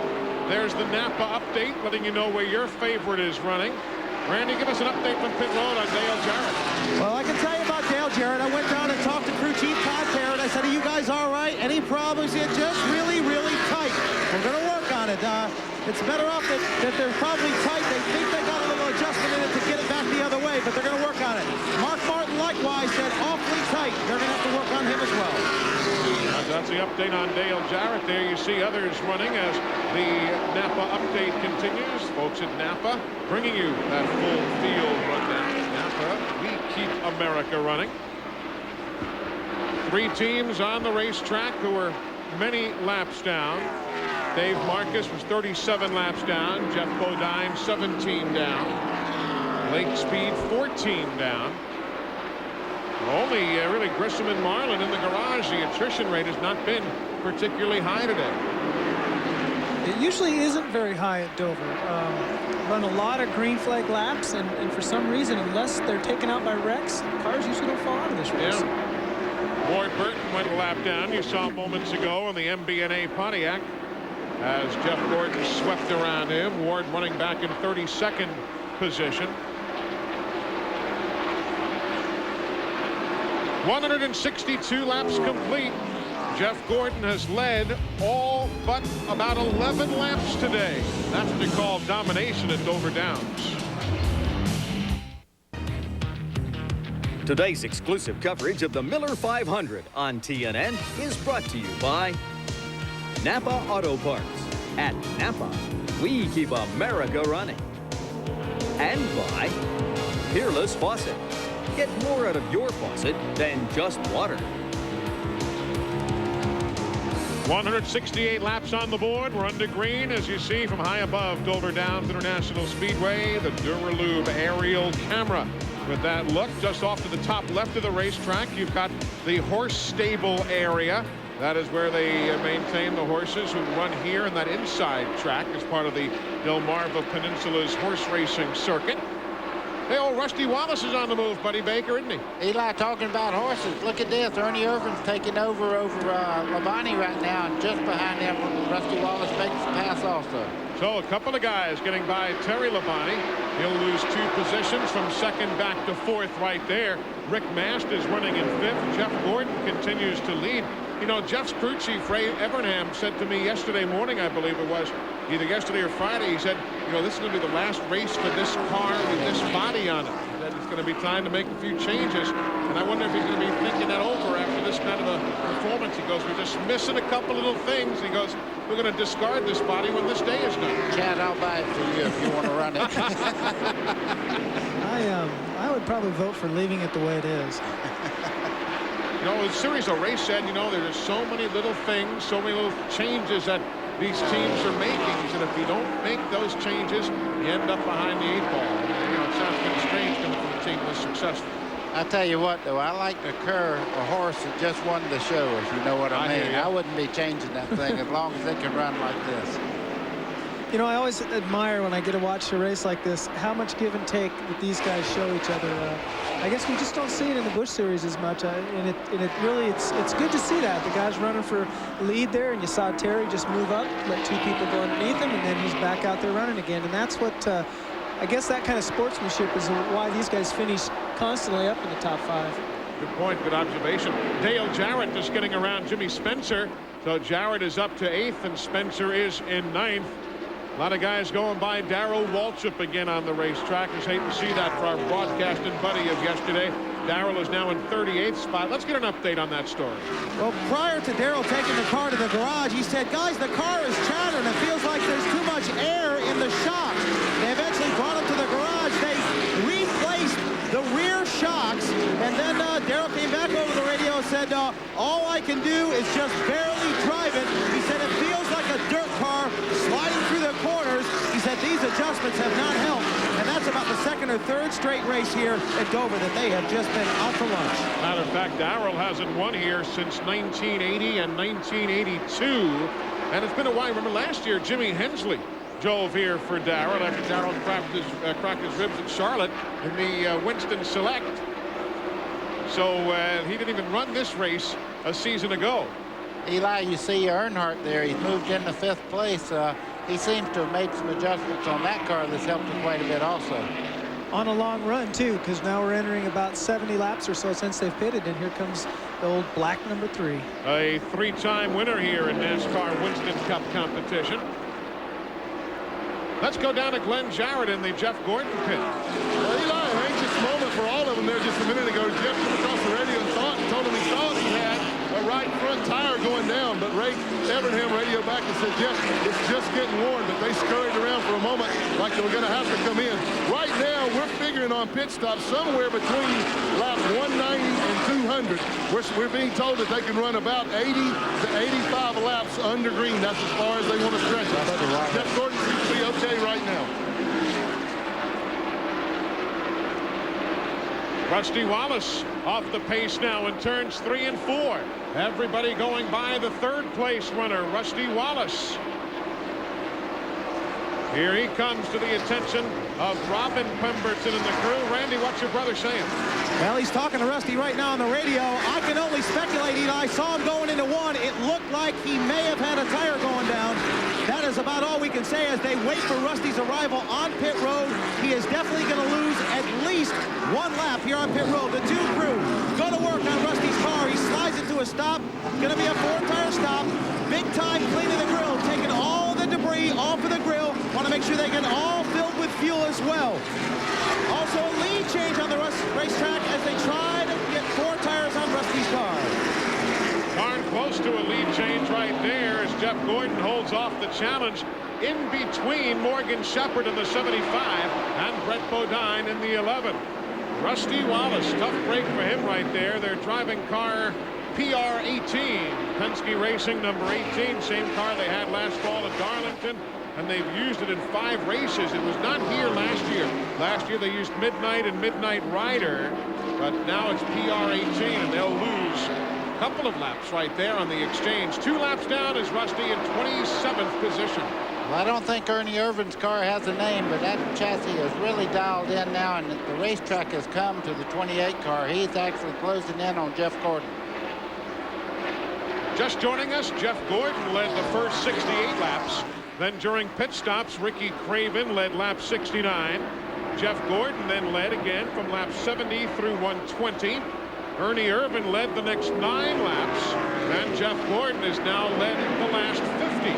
We have been slowed only twice by caution, once for Steve Grissom, once for Jeff Bodine. And in the garage, only Steve Grissom with an accident and Sterling Marlin with engine failure. Everybody else who's been in there is back on the racetrack as the average speed now still sits in and around the 125-mile-an-hour mark. 1.7 seconds from the leader back to the third-place runner, Rick Mast. Fourth place, Dale Earnhardt. He is 2.5 seconds behind the race leader, Jeff Gordon.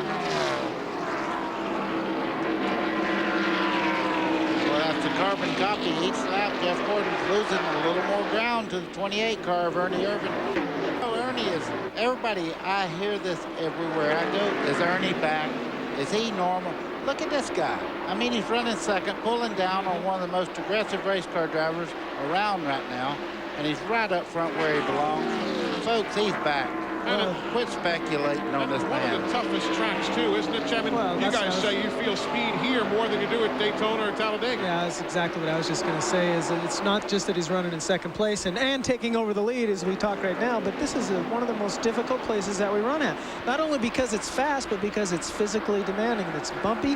You're running a lot of speed into the corners. Your neck wants to come off. I mean, it is a tough racetrack to run on. So there he is running in the lead. I would say he's back. There shouldn't be any questions. Meanwhile, pit road has Bobby Labonte and Dale Jarrett. Here comes Jeff Gordon also. You just see him pulling off the racetrack now after yielding the lead at lap number 185.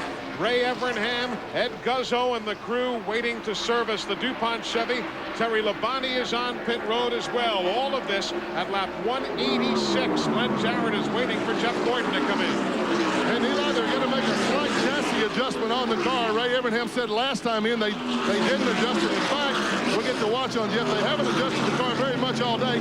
They're going to take a round out of the right rear. The car continues to get real tight in the middle of the corner. The longer they run, the tighter it gets. And we told you that's because of the extra rubber being put down on the racetrack. Other than that, it's just a simple, normal stop with 4 tires of fuel. But they've already made the chassis adjustment to the right rear. He's down and away in 19.9 seconds. So that's the stop for Jeff Gordon. Others on the pit lane now. Mark Martin, Jeff Burton, Ricky Rudd is in. Jimmy Spencer and Ricky Craven. Hut Strickland is on the pit lane. So is Ken Schrader. Brett Bodine will pit. Joe Nemechek coming down pit road. All of these stops now at lap 187, 188 under green flag conditions. The last time the leaders were in was under caution after that Jeff Bodine spin back at lap 106. Ernie has to make a decision pretty quick here. All these cars are going to come out with fresh rubber on. They're going to be running extremely fast with all the fresh rubber on the car. Ernie will have to pit pretty quick here, but Rick Mast is just behind him in the #1 car. What a great run he's had also. Yeah, I mean, the leader really does dictate pit stops at this point, because once he comes in, he gets 4 fresh tires. He's back out there. You can imagine he's about a second quicker than he just was, so no one else has to come in. Here it comes now. And here he does come down the pit lane. Everybody waiting for him. Also in, Todd Bodine. In is Michael Waltrip. In is Bobby Hamilton. Rick Mast coming down the pit lane also for service. Bobby Hillen is in. These spots, or rather stops, I should say, at lap 191. Randy? Joey Knuckles on the front, right front for the Haviland Ford team. Raymond Fox on the right rear. Jeff Clark with the jack all the way around to the left side already. Great pit stop going. This team has worked on their pit stops. It's shown the first 2 times. It's not going to be any changes whatsoever other than 4 tires down and away. Glenn Jarrett. Well, we're down in Rick Mast's pit, Randy, and they're also doing the normal 4 tires and fuel. A little bit of trouble on the right side. He's down and away at 20.81 seconds. Not quite as bad a stop as I thought it was going to be. They had a little trouble on the right side. Dale Earnhardt is in. Service from the Flying Aces now at lap 191. Randy's there. Boy, these guys are loose down here today, all of them. It's a perfect temperature for these pit crews. Earnhardt, 4 tires down and away, squeals the wheels as he leaves. Green flag pit stops for the race leaders. Everything cycles around now. Here you see Rusty Wallace just ahead of Jeff Gordon and Terry Labonte. Ernie Irvin is next in line.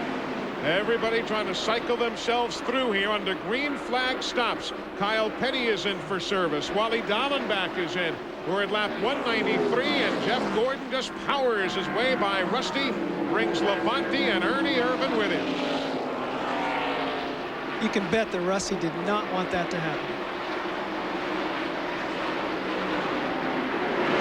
192. We are still in the middle stages of the Miller 500, a race that's been dominated by Jeff Gordon and Ernie Irvan. We are under caution. That man, Dale Earnhardt, who finished in the top 5 in both events here last year, is currently leading the Miller 500. But hard luck for Rick Mast as he spun coming out of turn number 4. Significant damage to the rear of his car. We'll show you in a moment. But first, let's cover more stops for Jeff Gordon and Rusty Wallace. Glenn? Well, I'm in Jeff Gordon's pits, and they go to the right side. As I told you, his car was pushing a good bit. The right front tire has built up a tremendous amount of air pressure. So I think what they've done, in fact, they're going to the left side, going all the way around, going to put 4 on it. But I think they made a slight air pressure adjustment to try to help compensate for that. Remember, they took 1 pound out of the right front this time. Last time, they took a couple rounds of bite out of the right rear to try to stop that push.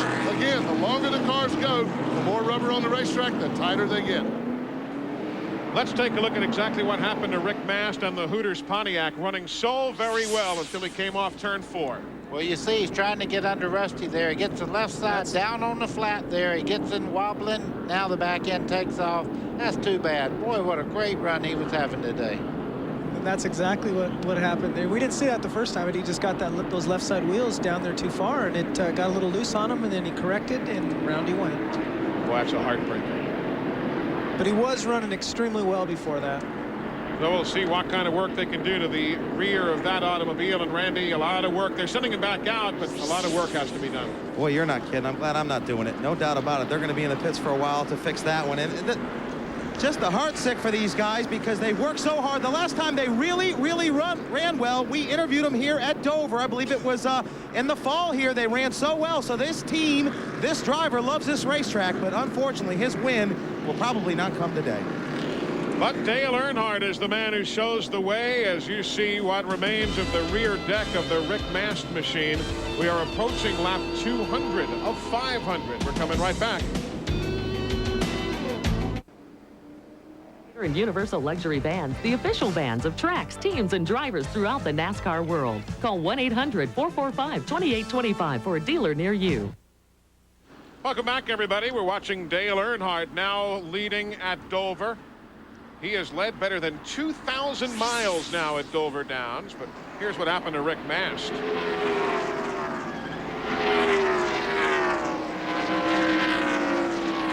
Got a feel for him right there. But yeah, Dale Earnhardt, the race leader, has now led better than 2,000 laps here over his career. The leader in that department, if you're curious. Who do you think? Who's led more David laps? Pearson. Good guess, not right. Well, thanks a lot. How about Bill Elliott? There you go. How about that? Bill Elliott, 2024. Well, Bill, if you're sitting home watching in Blairsville, that man's closing in on one of your marks, but Bill Elliott will be back to try and wrestle those numbers away himself. We're at lap 199 of 500, working caution at the Monster Mile.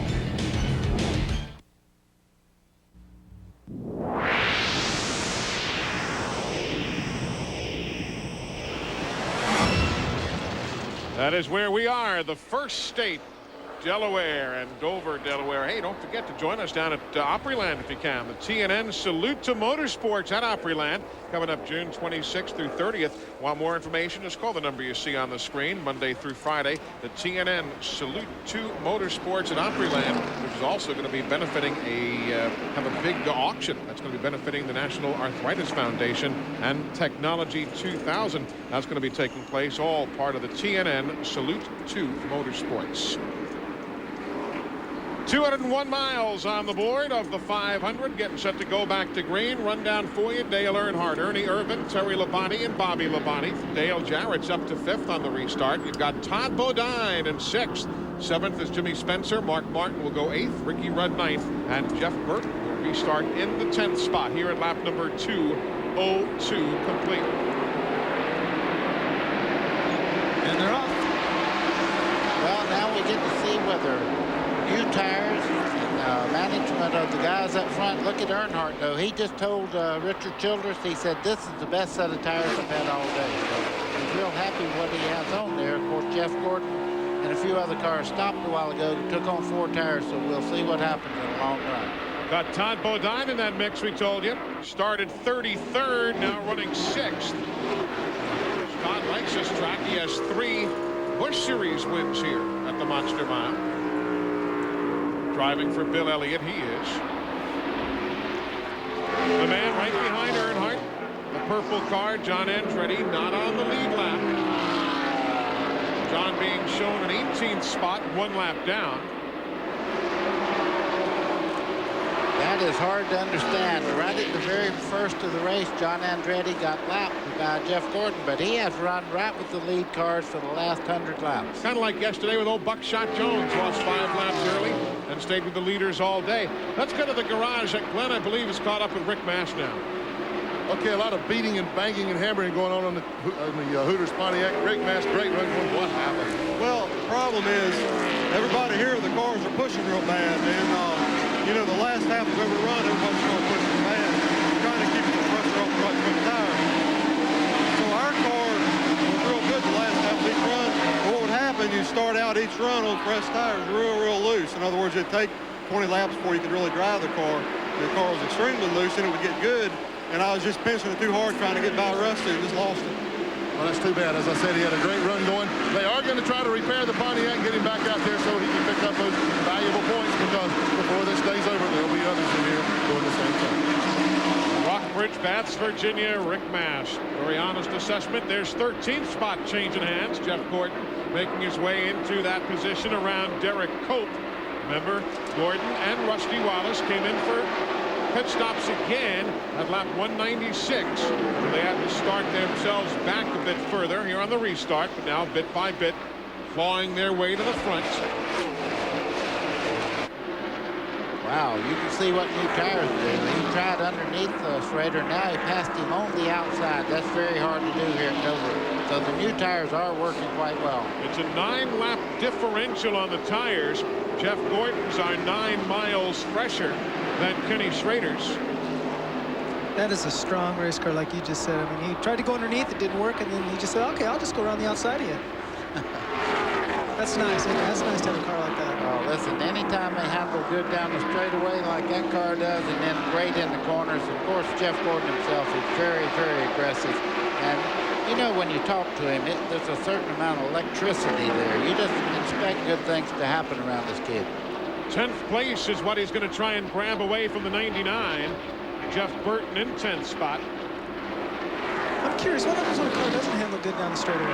Well, you get loud. I'll tell you what happens. They have to run all the way around the racetrack. They say it's all handling.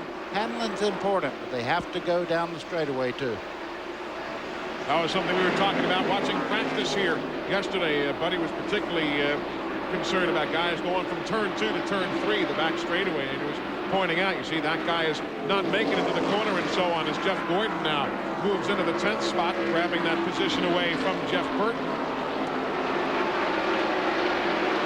Top 10, Earnhardt, Irvin, Terry Labonte and Dale Jarrett, Bobby Labonte. Then you've got Bodine, that's Todd Bodine, Jimmy Spencer, Ricky Rudd, Mark Martin, and Gordon. There you see Todd. Started 12th and finished 36th last week in the 600. Having a far better run here today. He's in 6th spot right now. I guess Todd won his first race, Busch Grand National race right here at Dover. He does like this racetrack. Jeff Gordon has just moved around Mark Martin. Trying to dispense with the Heilig-Myers machine now. Goes around Mike Wallace to the outside. Yeah, that first win for Todd, wasn't that the one first time around? You had to be there to take advantage. Wasn't that the one that Davey Allison had a fuel pickup problem? Right Under caution at the end. And Todd was able to get the victory, followed the pace car to the checkered flag, but he had to be in position to take advantage of Davey's misfortune that day. 214 laps on the board. If you're just joining us, we've had 3 caution flags today. Todd Bodine trying to pick his way around Bobby Hillin in the 77. Hillin in 21st position. He is not on the lead lap. He is a lap down.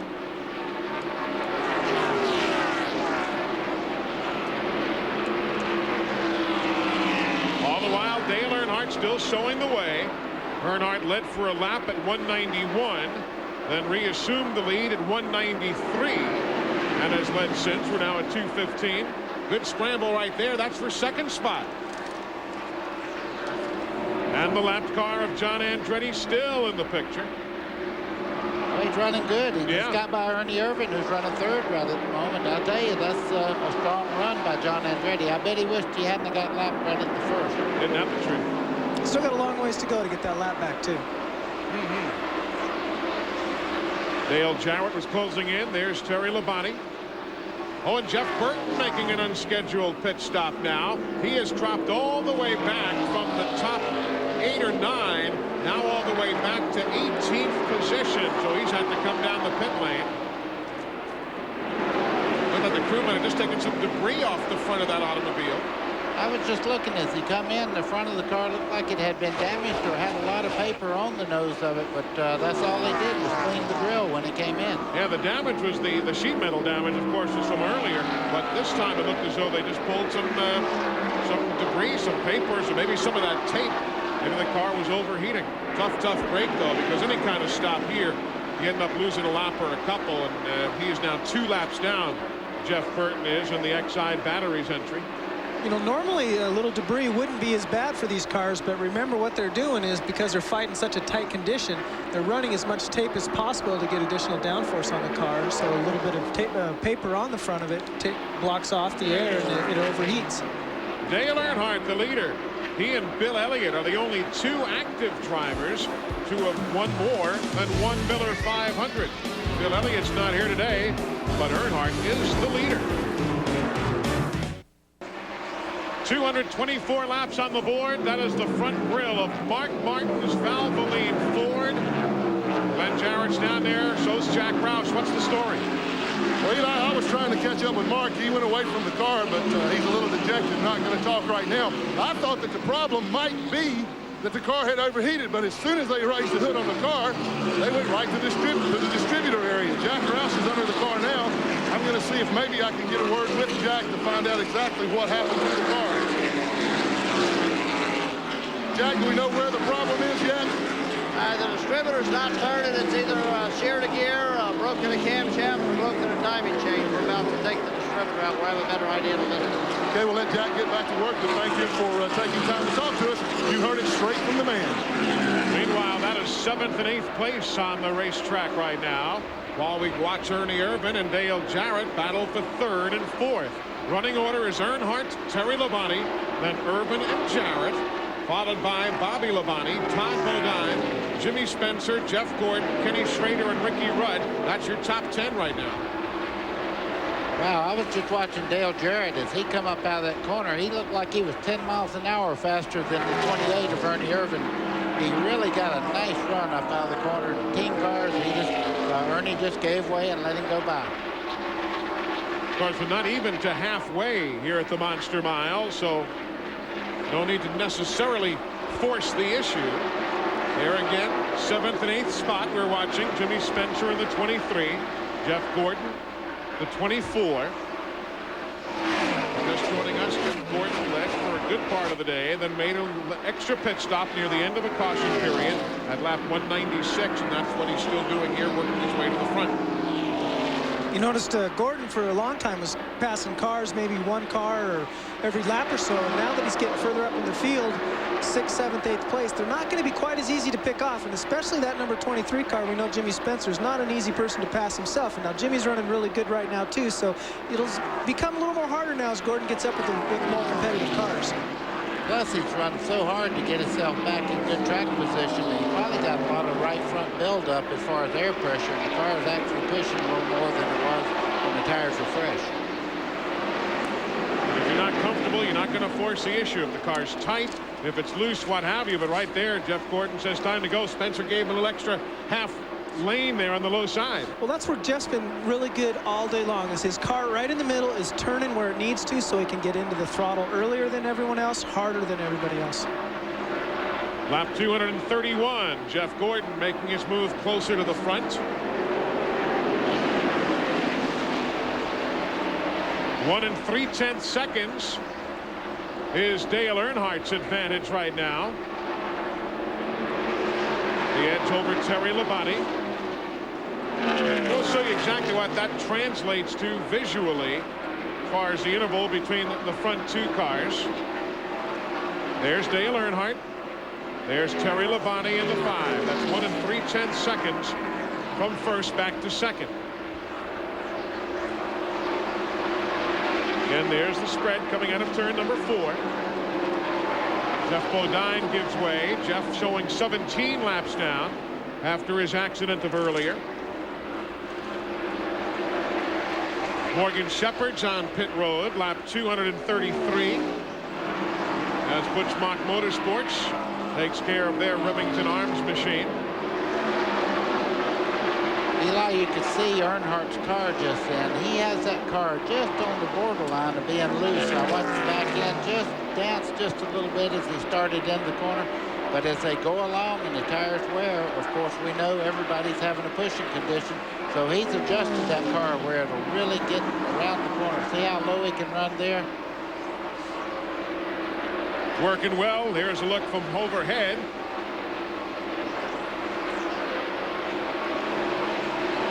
Around Darrell Waltrip there in the Miller 500. By the way, they have come up with, we didn't even mention it yesterday, didn't have a chance. They have now added a brand new garage area here in turns 3 and 4 for the NASCAR Busch Series. Busch Series teams used to basically pit and have a garage area on the pit lane all weekend long. But Melvin Joseph, Dennis McGlynn, all the management folks here at Dover Downs have built a new garage area for the NASCAR Busch Series. That was, I know, well and much appreciated. How good has Dale Earnhardt been? 6 consecutive top 5 finishes this year. That's consecutive. And 9 top 5s in 11 races this season. It's consistency. That's incredible. That's what wins championships. Yeah, exactly. These guys have been there before. A lot of times they'll give up a little horsepower, taking a chance of maybe breaking a piece or two because they know the car is dependable, and this guy will drive the wheels off the car. And how about 17 top 5s in the last 21 races dating back to August of last year? That's what everybody's chasing today and all season long in NASCAR. We are at Dover Downs International Speedway. We'd also love to see you at Opryland, USA, the official destination of NASCAR. For more information on Opryland, call them at 615-889-6611. That phone number available Monday through Friday. Opryland, the official destination of NASCAR. Hut Strickland's on the pit lane while the battle between Terry Labonte and Dale Jarrett continues to be a hot one on the racetrack. I would say it's really hot, wouldn't you? There's Jarrett. Took care of that. Boy, Dale, at times today, right in the very first of the race, he moved up in the second. He's the fastest car on the racetrack by far right now, even though Earnhardt's leading the race. He run Terry Labonte down from the full straightaway back and is really on the move right at the moment. And look where that car is running around this racetrack, right around the base. Kenny Wallace is the 81 car. He is a couple of laps down. We mentioned Hut Strickland made a pit stop at lap 243. What was the deal down there? This is amazing. I have never seen so many cars have to come down pit road during a race, not to do anything but to clean the grill. And that was all they had to do. And I mean, there were papers everywhere on that grill. This could be a tough break because if it can happen to Hut Strickland, it can happen to a leader. And Hut Strickland's car has been running well a good part of this afternoon, so you're right. And we should mention this is not a racetrack problem. They don't give out paper napkins with concession items and so on. Tracks are particularly careful about that. It's just, you know, folks bring stuff to the racetrack and a bit of a breeze today and things are going to fly around, but it's just been a particularly problematic situation. Of course, they got a record crowd here. If everybody, you know, brings one hot dog, you got 100,000 hot dog wrappers flying around or something. So not to make light of it by any stretch, but it's, you know, that's what's happening. You have more people, more trash is generated, and really no place for it to go. And it's particularly windy today also. Yes, it is. Really a bit of a blustery day. We just got a report that Dale Jarrett has cut almost 2 seconds off of Earnhardt's lead in the last 10 laps. Well, you talked about him being one of the fastest cars on the racetrack. That's exactly the case. There is Dale going around Dick Trickle right now. We're coming up on halfway. The Gatorade Front Runner Award, $10,000 on the line to the driver who participates in that program and has the lead at the halfway point. Here comes Dale Earnhardt around. Halfway up on the board right now. 250 miles are complete. 250 to go here at the Monster Mile. You know who else is on the move too? No surprise, Jeff Gordon. He's cut into Dale Earnhardt's lead by about a couple of seconds right now. It is 8 4/10 seconds now. Still a significant distance.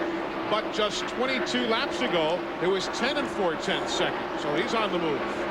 They said that Earnhardt just called in and says the 88 car on the move right now, and he said, you bet.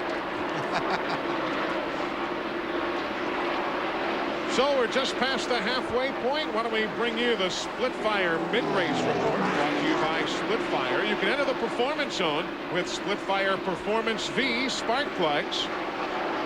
Average speed down just a tick with 3 caution periods, one of which was lengthened when they had to blow some debris off the track. Grissom and Marlin officially out of the event. Rick Mast, his car being worked on in the garage. Mark Martin with engine failure is likely done for the day. And there you see those who have led laps this afternoon. I'm Eli Gold, Chad Little, Buddy Baker joining me up here in the booth. Glenn Jarrett and Randy Pemberton down on the pit lane and in the garage area, bringing you all the action of the Miller 500 here in Dover. You know, this reminds me right here with Dale, catching up with Dale, is that what happened last week at Charlotte when the 88 team got everything together. They were bye-bye, see you later. And I tell you what, this is looking a lot like that last weekend. The crowd's up. We're on the front straightaway here as Dale Jarrett goes by on the outside. That is a power move. Well, actually, I think Earnhardt more than anything let him go. I mean, you kind of just waved him on by there and said, you've caught me, you deserve it, I'll follow you for a while.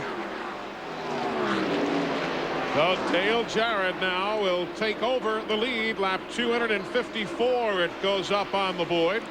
Saw a little puff of smoke out of Joe Nemechek's car moments ago. He continues to run out there, but little puff of smoke as he was feathering that gas pedal in the corner. Dale Jarrett, first time he has led here this afternoon. And he is one of those non-winners in NASCAR Winston Cup competition here at the Monster Mile. Todd Parrott is his crew chief, and Glenn Jarrett is checking out things in his brother's pit. Todd, the car was real tight before the last stop. It looks like the adjustments you made were in the right direction. He's flying now. Yeah, Glenn, all we did was put on 4 tires. So we just got one set of tires that's a little bit tighter than the rest of them. And just, you can't get around here with cars real tight. Now, you know, it shows that. We went back about a half a lap. Now everything's fine. Got a good set of tires on there. The car's running great. How much longer can you go till you have to pit now if it goes under green? We'll go about 20 more laps. We got the pit. Okay, that's the report I'm also getting from Ernie Irvin and from Terry Labonte. In 20 to 25 more laps, we'll see green flag stop. Lap 257 right now. Jeremy Mayfield in the 98. He and Brett Bodine in the 11 running for position. 17th and 18th. They are not on the lead lap, but they are battling for position. So is Ted Musgrave in the Family Channel machine. And the 99 Jeff Burton. All of those cars battling for position right now, though not on the lead lap. That's 16th, 17th, 18th, and 19th. Up front, Dale Jarrett. Got to deal with Mike Wallace in front of him and worry about Earnhardt behind him. It looks to me that Earnhardt is moving back in, but what's happening right now, I think Dale Jarrett is just being real careful. He's got a lot of race car. He does not want to make a stupid mistake right at this point of the race. And Mike Wallace is saying, okay, you've caught me, but if you're going to put me another lap down, I'm going to make you work for it. They don't roll over and play dead in this game, I'll tell you. Mike Wallace runs well on super speedways, particularly in ARCA competition. He has 4 Busch Series wins also. Mike Wallace does, but now the Heilig-Myers Ford will drift wide. Whoa, easy, boy. Not much room there. What a great shot from the aerial view. 95, Gary Bradbury from Chelsea, Alabama, taking over the Earl and Czech Sadler car, the Shoney's machine from Chuck Bound. 261 laps on the board. Dale Jarrett is the leader. Dale Earnhardt is second. And Terry Labonte, Ernie Irvan, and Jeff Gordon as the fans of all ages look on. Dale Jarrett still leading here at the Monster Mile. If you want to be on top of all the NASCAR doings, you can race into the all-new and official store of NASCAR. Why not visit NASCAR Thunder? It's at the Gwinnett Place Mall in Atlanta, Georgia. NASCAR Thunder, the official store of NASCAR. Anything you want to do with the sport, they've got it for you at NASCAR Thunder. Pit stops for some of the teams. Ted Musgrave has been in. He pitted moments ago at lap 266. You realize that prior to today, Dale Jarrett had only led 3 laps in Winston Cup racing at Dover in 18 races. Hard to believe. Hard the way to believe. That car run in the past 2 races, it's almost impossible to tell anybody that car hadn't led that few laps this year. Momentum is a strange thing. Then when it's on your side, everything is clicking, the chemistry's right. It's a very powerful tool. Jimmy Spencer in the 23. That's 8th and 9th. He and Rusty Wallace battling for position. Ward Burton, the other car there, it's in 23rd position, a couple of laps down.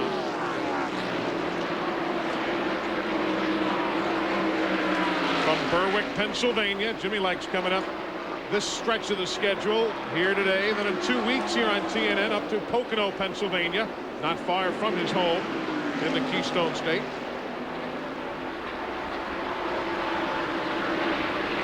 Musgrave having just pitted the 16. Right behind Rusty Wallace on the racetrack, though obviously separated by some 4 laps.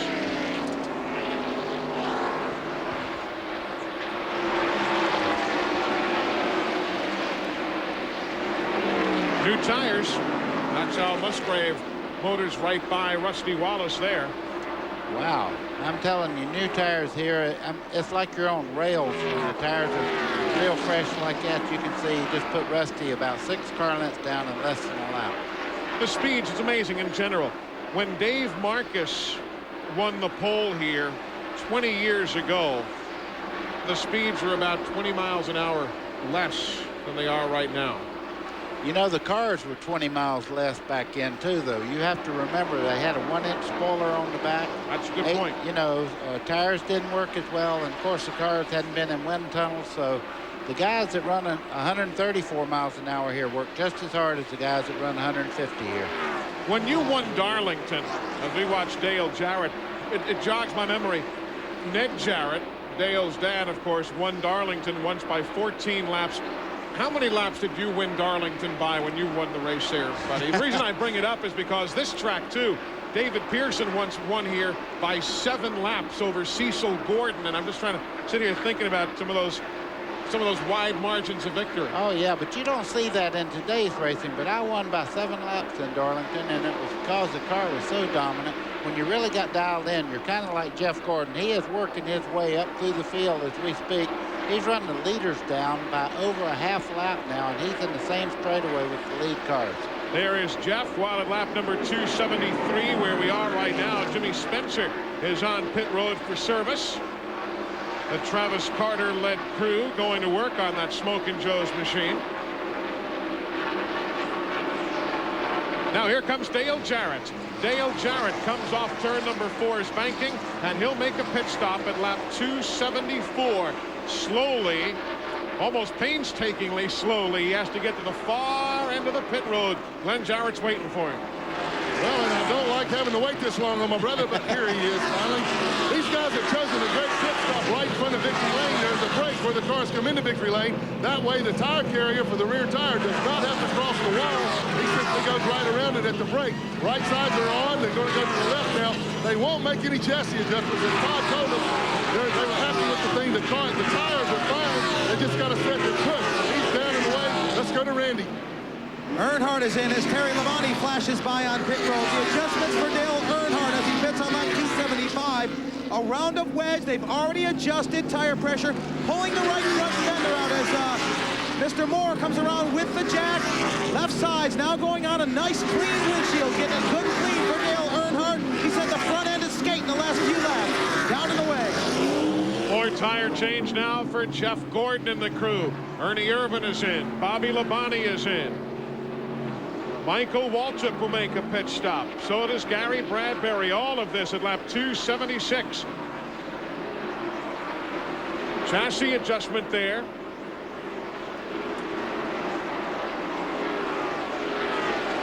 Leader will become John Andretti as everything cycles around again, though that certainly will change as these pit stops continue to unfold.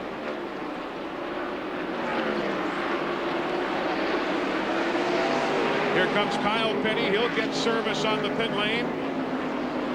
Here comes John Andretti, so things will swap around again. All of these stops under green. Andretti is into the attention of Tim Brewer and the crew.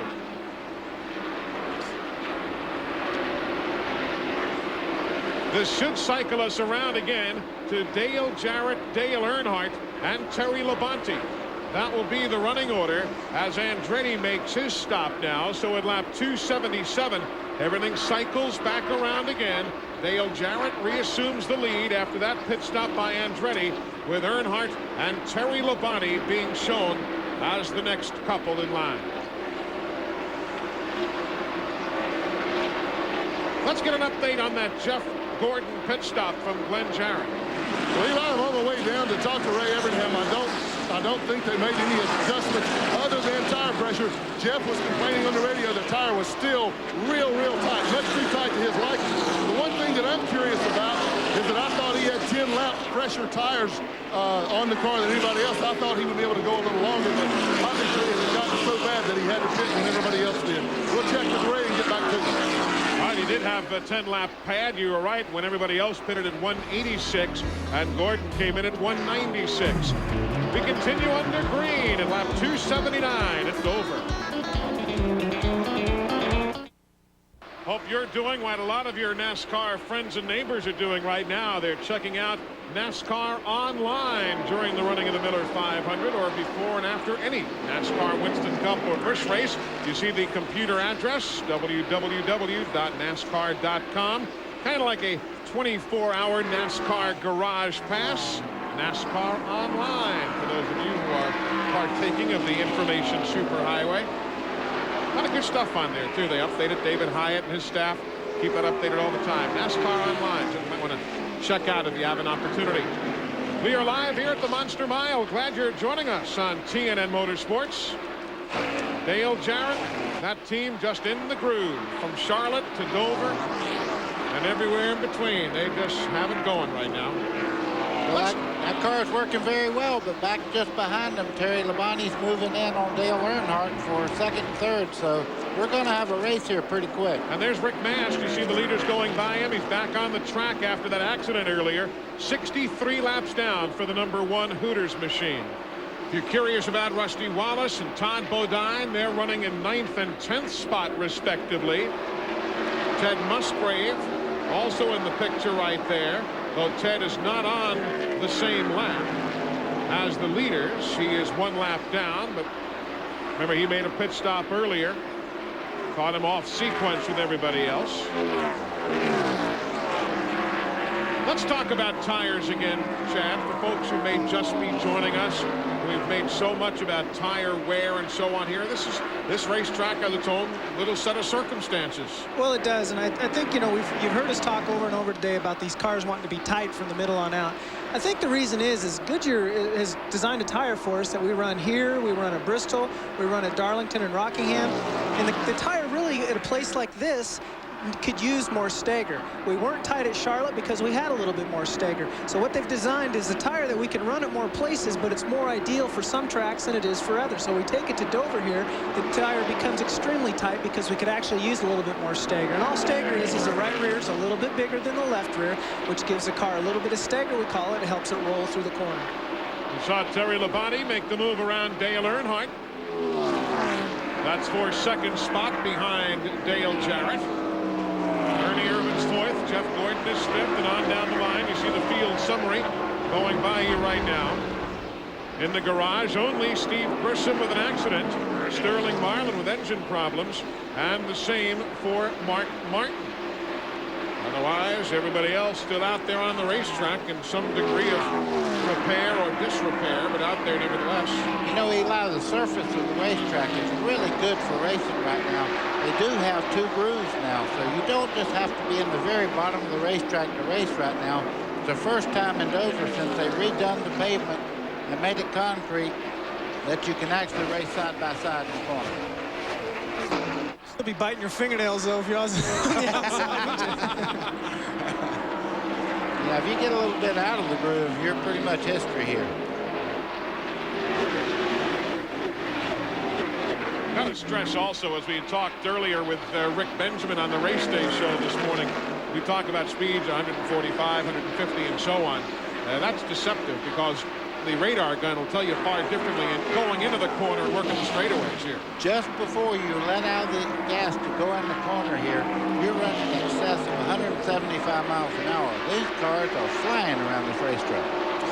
Because the corners are banked so high, we carry so much speed into the turns. They're banked at 24 degrees, about the same as Charlotte and some of the places where we run 180 to 200 miles an hour on the straightaway. Todd Bodine having dropped behind the leaders now as they all steam by the McDonald's machine. They've got that Monopoly paint scheme on the McDonald's car. Big promotion underway at the Golden Arches across America. 296 laps on the board. Let's go to the garage. Glenn Jarrett. Hey guys, Eli, I know you're old enough. I don't know about Chad, but you remember the gas lines we had back in the middle 70s, 73, 74, 75? Sure do. We had gas shortages, man. There must be one here today. Look at this line. This is what happens every time they make a pit stop. The poor guys that have to pull these wagons carrying these gas cans run over each other, and me too sometimes, getting down here to get in line to refuel the cars. Because obviously they want to make sure they got all the gas in. They weigh them after they weigh these cans after they empty them in there. Then they haul tail down here to fill them up again. So every day there's a gas shortage in a NASCAR race. And from those pit stalls down by turn 4 to where the Unocal pumps are, that's pretty good haul. So these guys do put in their work outside of just servicing the race car. Dale Jarrett is the leader at lap 298.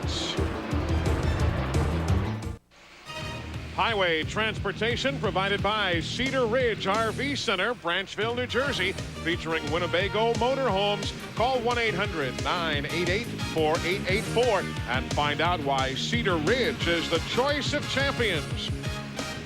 Welcome live to the Monster Mile, where Dale Jarrett's having himself a pleasant Sunday afternoon drive. He has just put the 10th place man, Derek Cope, a lap down.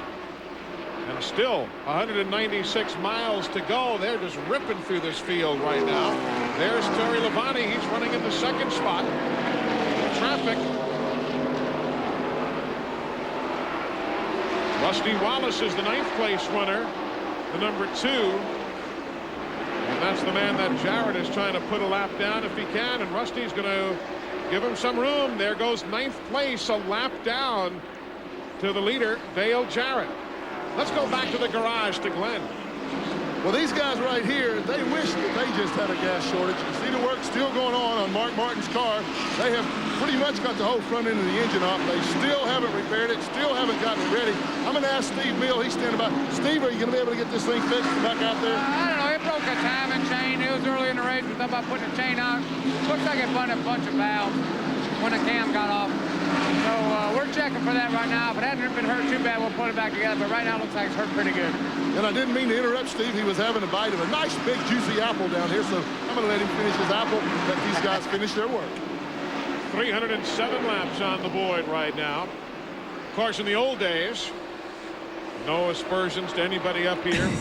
But years ago, let me rephrase that. Years ago, of course, they used to be able to change engines in the race cars during race day.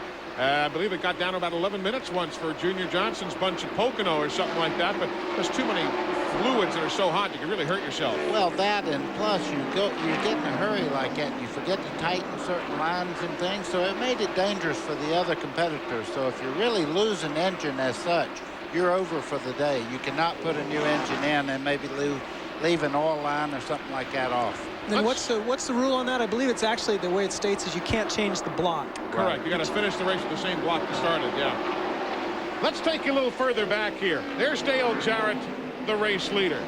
Let's just kind of pan back a little bit and show you who else is running where in the sequence of things. There's the leader, and there's Terry Labonte. He's running in second. Third place man is Dale Earnhardt, but you've got Ted Musgrave in the middle there as well. Ted being shown a couple laps back. There is the Family Channel Ford for Roush Racing. Then you've got Rusty Wallace. He's right behind Ted Musgrave. Rusty just went a lap down a bit ago. There's Derek Cope. Cope is running 10th. Rusty running 9th. Now they've swapped it around, obviously, for 9th and 10th, but they are no longer on the lead lap. There's Dale Earnhardt being shown in 3rd on the leaderboard. Behind Rusty, you've got Bobby Hillen in the Jasper Federal Mogul machine. They were just on pit road 11 laps ago. They pitted at lap 305. We're now at lap 311.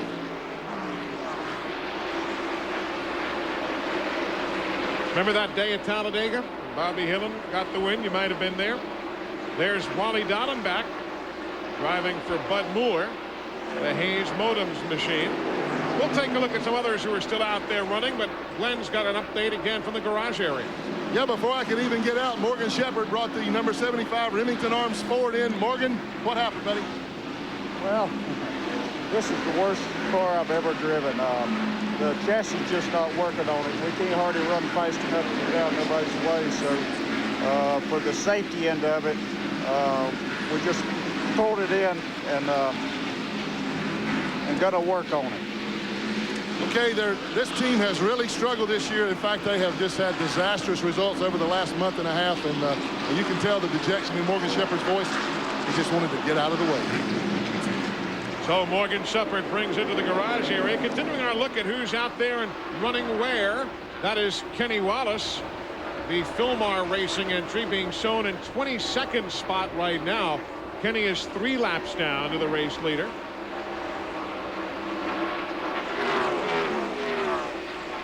There's Lake Speed, the Spam machine.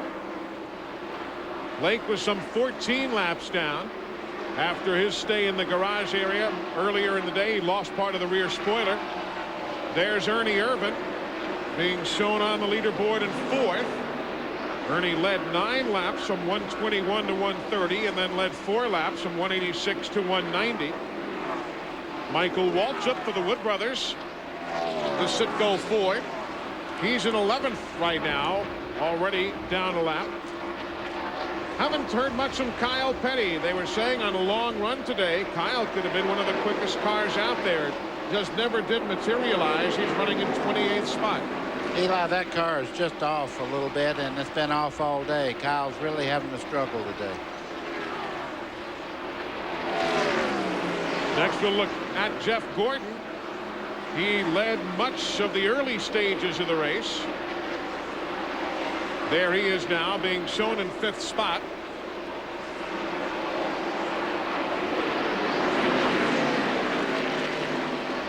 Jeff Gordon has led 106 laps today. There's Mike Wallace and Jeremy Mayfield together, the Heilig Myers Ford and the RCA Ford. 15 years ago, Junie Dunleavy, who owns the 90, went to victory lane with Jody Ridley. And of course, Cale Yarborough's driver, Jeremy Mayfield. Also running, there's the McDonald's Ford. Todd Bodine, he's dropped off the lead lap. He is 12th now, a lap down. Only 5 Winston Cup starts at this racetrack for Todd. There's a guy who runs well here, Ricky Rudd. Not talked that much about Ricky today. 13th position, a couple of laps down. He's one of those who's been to victory lane on a consistent basis. Ricky Rudd has. There's Ward Burton. the MB&A Pontiac for Bill Davis Racing. Ward's had an up and down kind of day, being shown in 23rd position now. Be some 4 laps down. There's Bobby Labonte. Bobby's on the leaderboard in 6th. Looking for his first ever Dover Downs win in a NASCAR Winston Cup car. And there's Ricky Craven. Ricky has had himself a tough month of May, but begins the month of June in encouraging fashion. Up front, Dale Jarrett still showing the way. Works around Jeff Bodine and others at lap 321 of 500. Hello there. They're coming right back. Commercial transportation for this telecast has been provided by Ryder, the official transportation company for Opryland. Welcome back to the Monster Mile, where Dale Jarrett continues to show the way here on the Miller 500. Terry Labonte trying to close in. You see the interval. There's Dale and Terry. It is getting a bit shorter here at lap 327. We have been green basically now since that Rick Mast spin way back at lap 193. So about 125, 128 miles, give or take 1 or 2. We have been green, and you know that's going to be tough for these guys. It really is. I mean, it looks easy when you're watching on television, when you're sitting here and watching it. But it's a lot of work in those cars. It's hot out. You know, like we talked about how rough the track is. You have to muscle these cars around. And a lot of these drivers right now are not only hoping for a caution for another set of tires and a small chassis adjustment, but they need a break. And on a caution, that's a driver's chance to relax a little bit. There's very little time to take your mind off of what's going on the racetrack. You have a couple seconds on each straightaway, and then it's back to work in the corner. Every once in a while, you wouldn't mind a good competition yellow, I'll tell you. That certainly has been a positive in the NASCAR Craftsman Truck Series. If you're not familiar with what Buddy's speaking of, the competition yellows that are used at certain tracks to keep cost containment in line, so you don't have to bring in the big-time, high-paid pit crew members. Right now, pit stops for some. Wally Dallenbach's been in. Todd Bodine is in, and Bill Elliott's machine. We continue under green. We are live at the Monster Mile.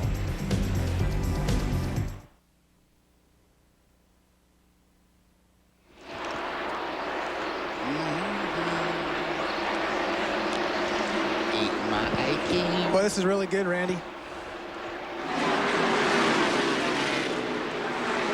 Hey, Randy. It's tough up here today.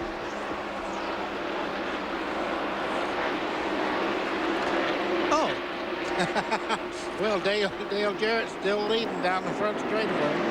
He heads into turn 1.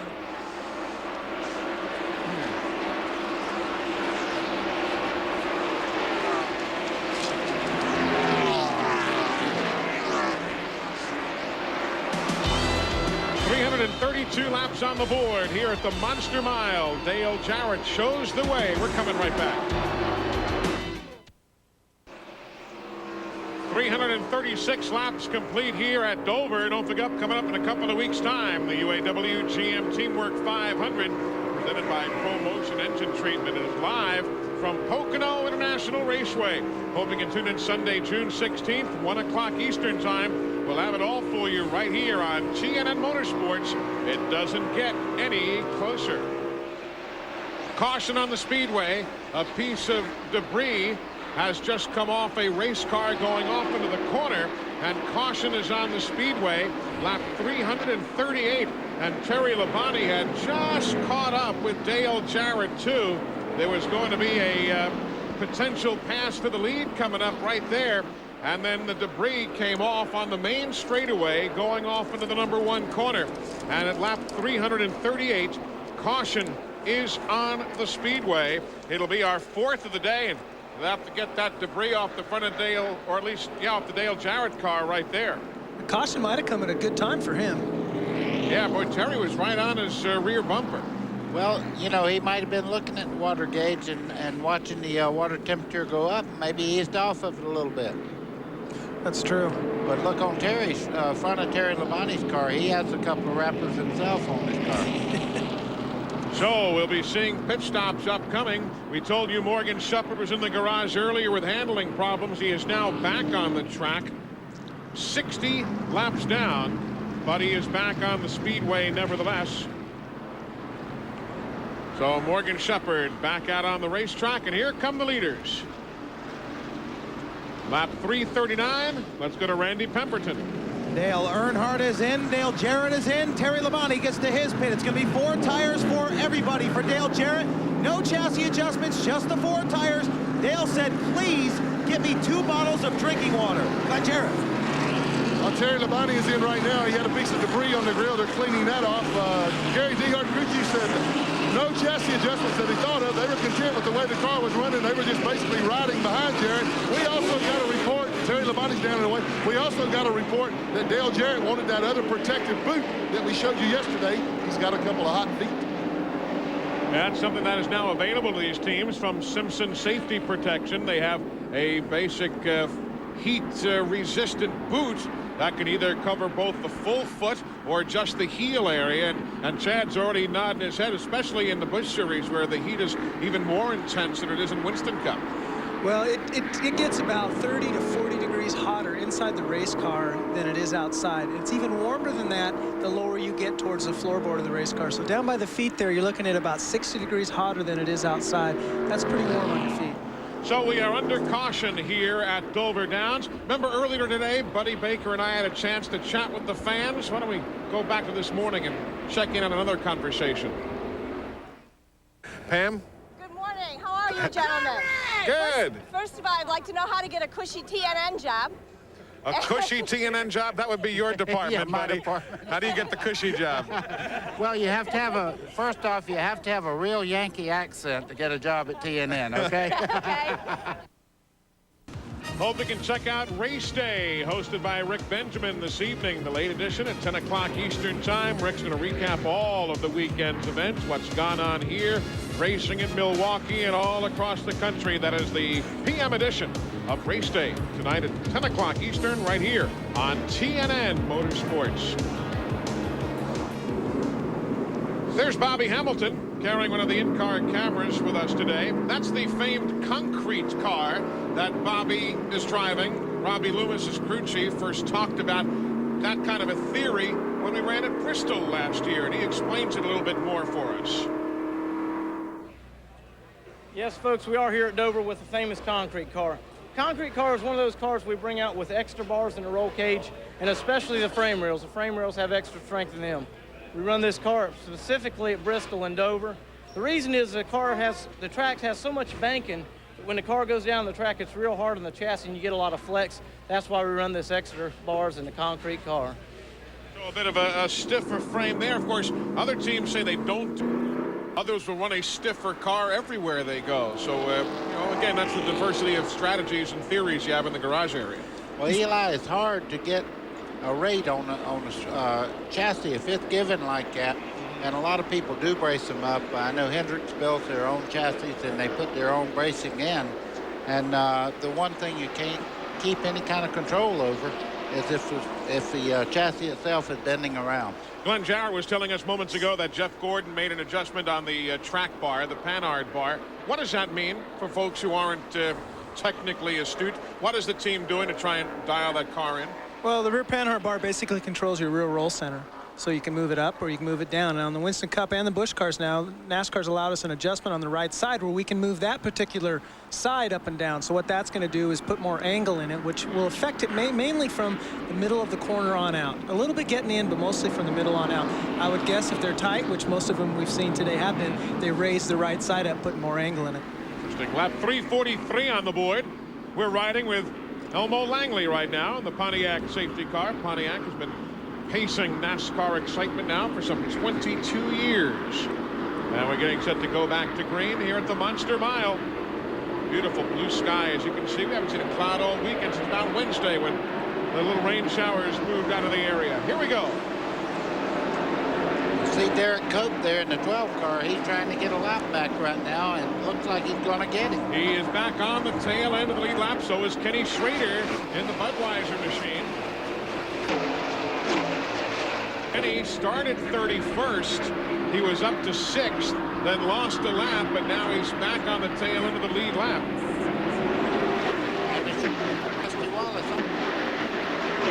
These guys really have to fight hard right now to keep Earnhardt back if they possibly can and stay in that lead lap, and hope for caution they'll bring them back up. So 10 cars on the lead lap right now. But now let's see what Earnhardt does. 9 cars on the lead lap. There goes Schrader back a lap down. And Dale Jarrett right behind him there in the 88. The 5, the Kellogg's car. Terry Labonte, he's running in 3rd. Ernie Irvan is 4th. Jeff Gordon 5th.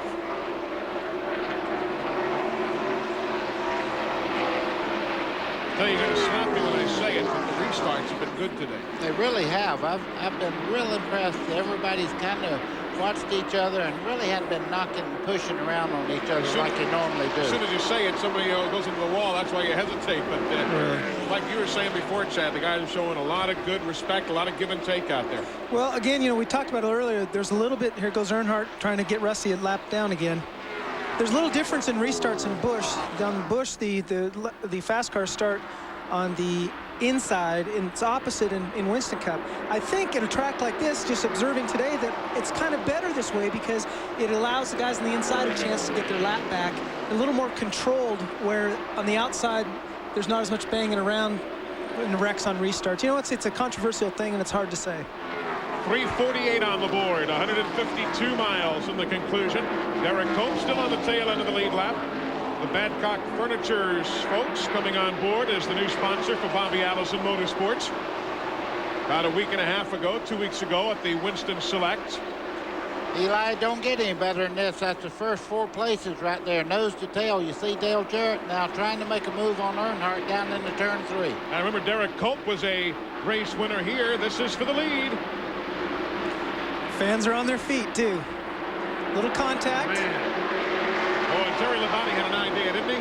He was looking inside there for a second. He thought about it, too. Now, Earnhardt's caught, but you see him pulling back to the bottom there, Terry Labonte. Let him come back in there. He didn't force the issue. Now they're nose to tail again. Good solid racing right there. So Dale Jarrett, who yielded the lead to Earnhardt at lap 339, gets it back at 351, but Dale's not satisfied. That's Earnhardt who'll grab the lead right back, and here comes Terry Labonte. He's got second. Eli, I tell you the honest truth right now, Dale Jarrett got caught on the outside there, and he couldn't get himself back on the inside, but he did rough up the 3 just a little bit. He didn't mean to do it, but you know when you do that to Earnhardt, he's going to fight back hard. Then you've got the 2 Robert Yates cars. The 88 for Dale Jarrett, the 28 for Ernie Irvan. Well, he wiggled just a bit coming off the corner that time. It's going to open the inside for Gordon. Meanwhile, the leaders go by Derek Cope. Jeff Gordon did make the pass on Ernie Irvan. We told you Ernie's car wiggled a bit out of turn 2. And that was the only opening Gordon was waiting for. We had a report that Dale Jarrett just called into his pit crew and said, I'm a little bit loose right now. I think it'll come back to us later on, though. The longer the runs, the better the car has been for Dale Jarrett here today. There's Kenny Schrader. He's in 10th spot right now in the 25. We check back up front. A lot of good battles on the racetrack right now. If Dale is a little loose right now, you can probably bet in about 15 or 20 laps we'll see what happened last time, and that is Dale coming right through the pack and to the front again, because what will happen is those tires will wear out, he'll tighten up a little bit, and away he'll go. Dale Jarrett all day long has had that race car that about the first 10 laps he kind of drops back, and then about 15 laps into the run he really starts running the lead cars back down and been able to pass them and go on. If you're a Dick Trickle fan, he started in the front row. He's 6 laps down now, running in 27th spot, but he's still out there. We're at lap 355 as you look at the folks in audio, bringing you the sounds of today's race.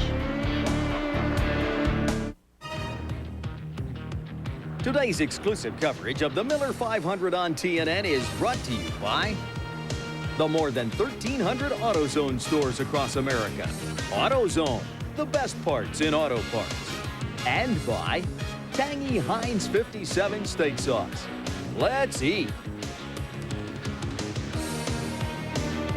We are looking from high above the Monster Mile, where, as you can see, the pace is slowed. The Duralube aerial camera shows you the aftermath of the caution flag out for the 5th time, and it's caught Dale Jarrett in its midst. Gary Bradbury seemed to have a problem, and Dale Jarrett was right there and spun his race car. Now we'll have to see how extensive that right side damage is, the right rear, and we'll go down to the pit. Here he comes, Randy. Well, they're waiting for his arrival. As you know, these guys can't tell how bad the damage is. They're stomping their feet down here. They don't like it. It doesn't look too awfully bad at this particular time from my vantage point. The right front is probably towed in, though. That is going to be a problem because they're going to have to fix the toe in. Right side of the car goes up. They're going to go ahead and probably work on the problem, pulling out all the sheet metal. Wow, what a tough break. Said he got into some oil, no question about it. So they're going to work on the damage, probably come back in possibly and change the left side tires as the other leaders pit. Glenn. Terry Labonte has brought the Kellogg Chevrolet in. Of course, they're all going to take advantage of this opportunity here to change tires. They will at any time. Again, there will be no chassis adjustments. They were very, very happy. In fact, you may mention, guys, that he has already started to pull in on Earnhardt. His car seems to come to him after about 10 or 15 laps. Left side are on. He's down and away right behind Earnhardt. So Terry Labonte hangs on to second. So caution, as apparently the oil from Gary Bradbury's machine catching Dale Jarrett coming off that turn 2 area.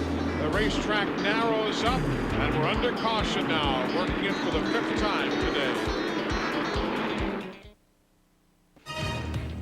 ESAB is the official supplier of welding and cutting products for Petty Enterprises.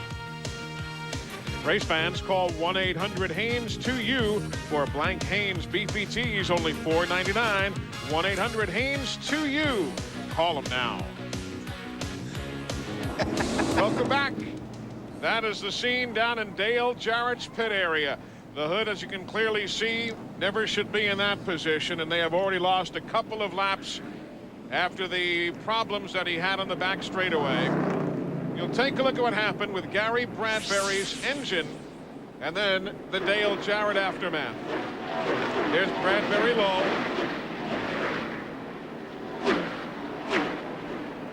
And Jarrett goes around.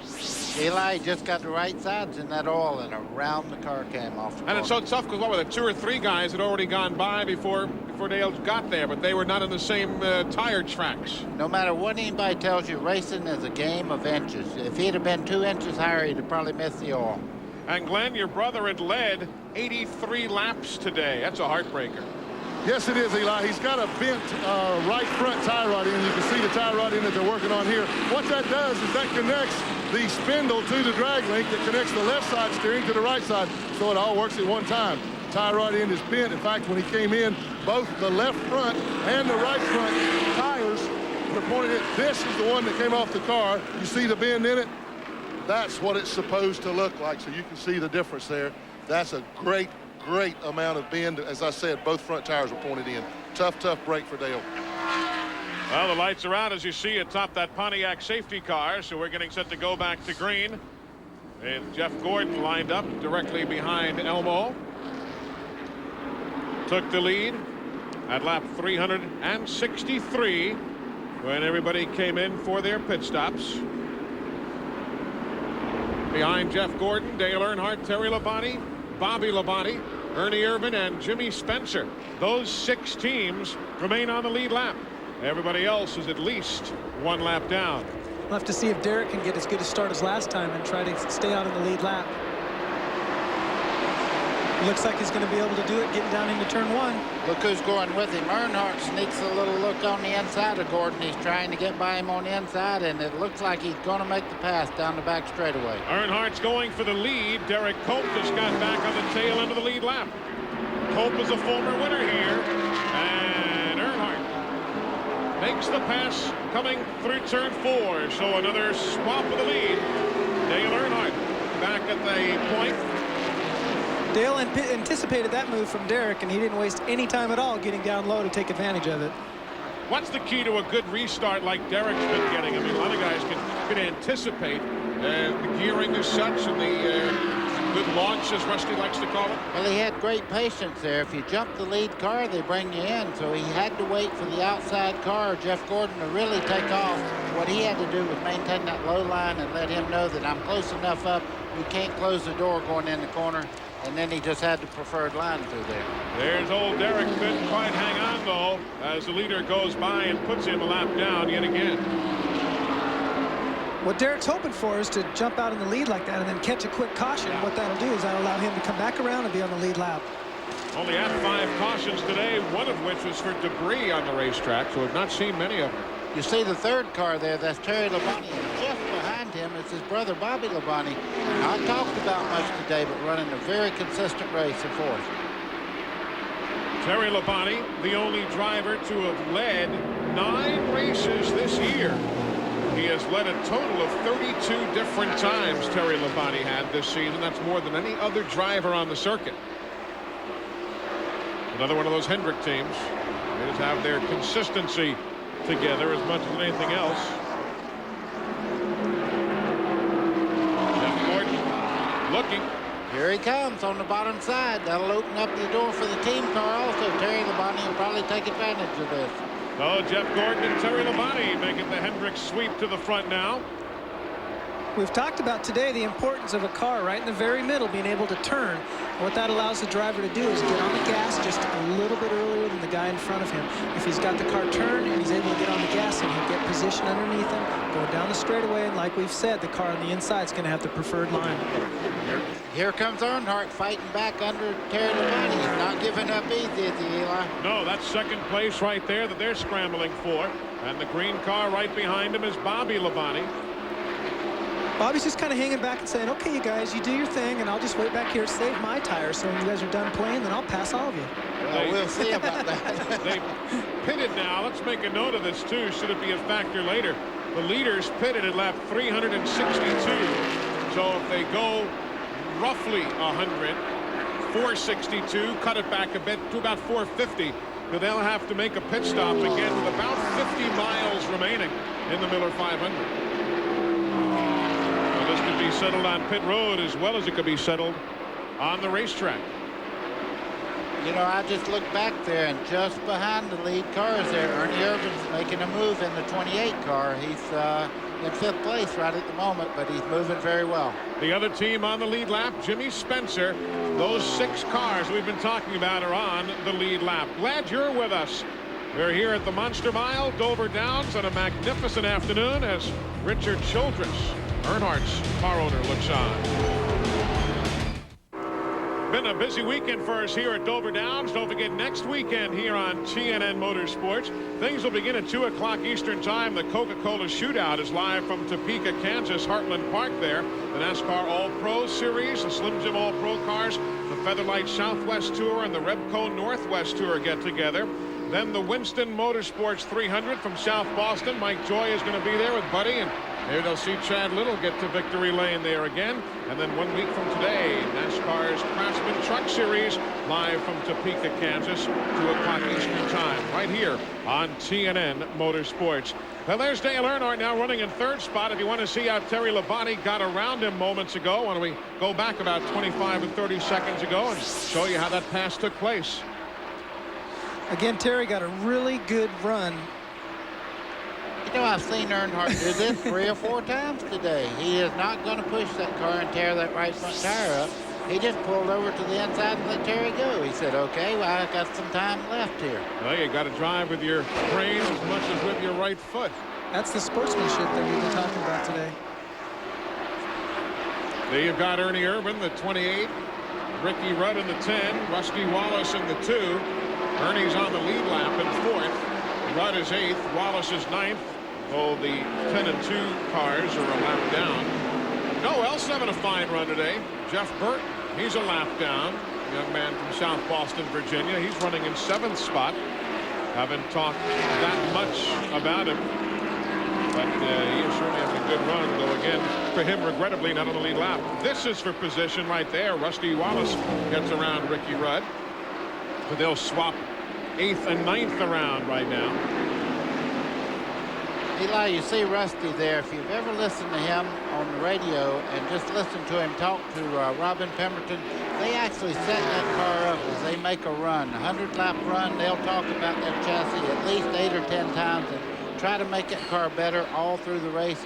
And even though he's a lap down, don't count him out. If he hits that magic formula, he could be a factor before this day's over. Could well be. We got time. 116 laps, 116 miles yet to go here at Dover. It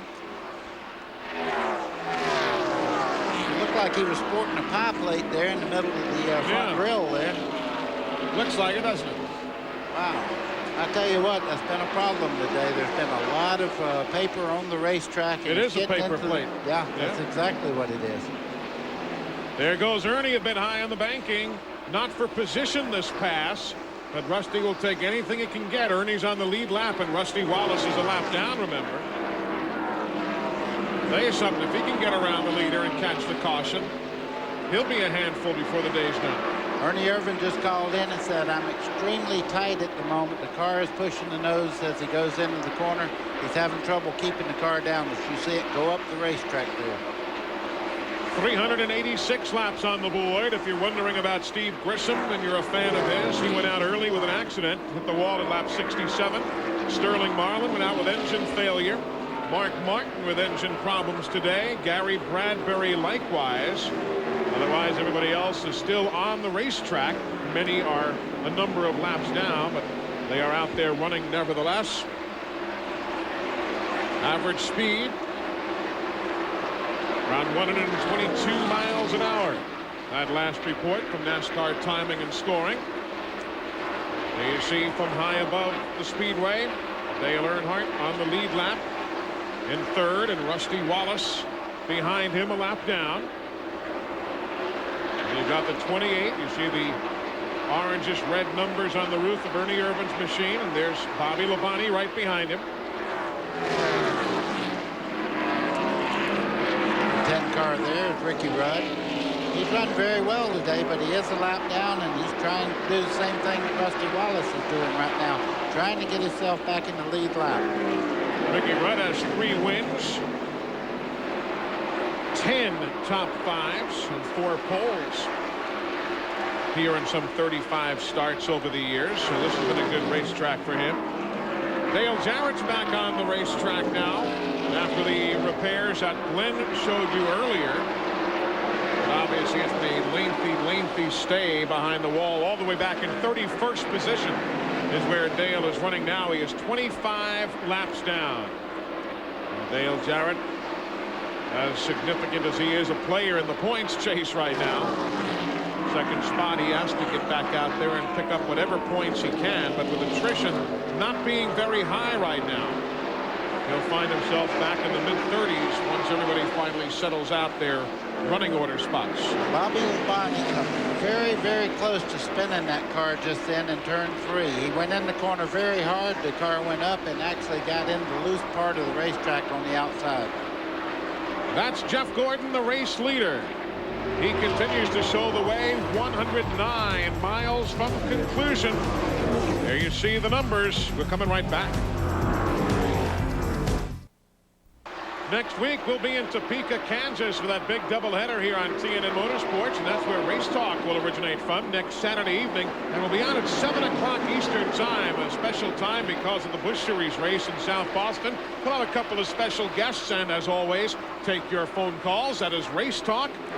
Next Saturday, special time, 7 o'clock Eastern, right after the race at South Boston Speedway in Virginia. Let's go back to the garage area as we watch our race leader, Jeff Gordon, continue to move around the racetrack. That thing didn't hold up for Dale Jarrett. He's parked it again, Randy. Well, actually, he pulled it right behind pit wall here, right in front of victory lane, where he wished to see at the end of this race. We'd stick the mic in there and get a word from him, but I promise you wouldn't hear from him. The problem is he's got a big vibration in this car. They have been all over it. They don't know where to look. The one thing that they're possibly speculating right now is the drive shaft might be a little askew in the car. So they believe that the vibration could be coming from the drive shaft, but they're just not sure. He cannot drive it. That's a heartbreak now as he is all the way back to 33rd position and continuing the backslide even more as we are now at 400 laps, 100 laps remaining, and that man is in the catbird seat. Let's go to the Jeff Gordon pit. Well, Ray Evernham told me, Eli, that, we reported a few laps ago that they had made a track bar adjustment. Ray said it simply did not work on that last caution flag when Dale Jarrett wrecked. They put the car back exactly like it was when they started the race, and boy, is it to Jeff's liking right now. Also, we saw Earnhardt slide back to third. He is reporting that his car just a little bit loose. I'm going to tell you what, when Earnhardt says one is a little loose, it's big time loose to somebody else. Good observation right there. When they say loose, that means turn right to go left to hold the back end right on the car. That's what it means. And when Earnhardt complains, he's right. That is a big problem. I always like the definition of when the car is tight, your nose hits the wall first. If it's loose, the back end hits the wall first. Or as Neil Bonnet used to say, if it's pushing, you see the wreck. Yeah, it's classic Neil Bonnet right there. That's Ernie Irvan. He is running in 5th spot, battling with Jimmy Spencer for 6th. There you see Jimmy in that purple and gold car there. Kenny Schrader in the Budweiser machine, and that wasn't the lap Spencer was looking for right there. Schrader is running in 10th. He is a lap down. There's the Napa update. Gives you a good look at how your favorite is running right now. And a lot of green flag racing. You might have lost track of who is where. So we'll give you a good look back. Lap 404 on the board right now. Jimmy Spencer, we talked about him before. His first ever Winston Cup start came here June 1989. Ernie Irvan, we look at him looking for his first Winston Cup win here. Buddy Baker, there's a story going around that first race for Jimmy Spencer, of course, it was in your Pontiac that you owned back there in 1989. There's a story going around that you called him, and you didn't think it was really you. He hung up on you, and then you finally have to call back. Maybe stretching it a bit, but it's a good story. Jimmy Spencer's like a lot of race car drivers. They never let the truth stand in the way of a good story. He did not hang up on me. Now I can hear Miss Spencer now going. Buddy Baker with that comment. 406 laps on the board. Look at all the stuff you saw there on Rusty Wallace's grill. Talking about that much of the day today. Eli, you see the 2 car there. He passed Terry Labonte just a second ago. He is one of the fastest cars on the racetrack. He is trying very, very hard now to run down the lead cars of Jeff Gordon and get back in the lead lap. If he does, I tell you, he's flying. He just passed Terry Labonte and put him a half a straightaway down in about 4 laps. Well, let's see now. Jeff Gordon has come across the stripe. Here comes Rusty. He's 2.5 seconds plus a full lap. So he's 2.5 seconds from catching Jeff Gordon. Then he'd have to make up yet another lap. There you see the separation. Of course, Terry Labonte dropping back just a tad. Of course, Jeff Gordon is also running particularly well. Terry is in 2nd spot, but the margin is spreading just a bit. It'll check in at about 3 9/10 seconds now. There's Jeff Gordon. You see him just going beneath that bridge. Then 3 9/10 seconds further back is the 2nd place man, Terry Labonte. You see his colors coming through the corner right there.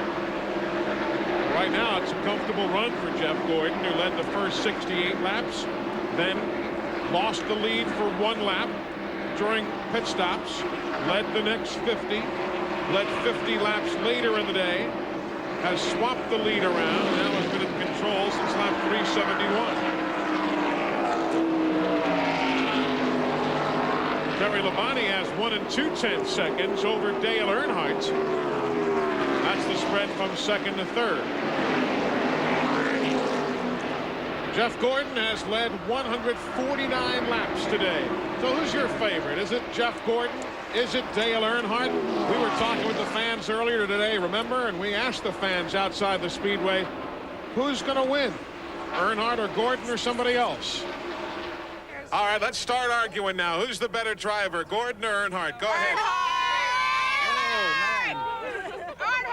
Yeah. Gordon!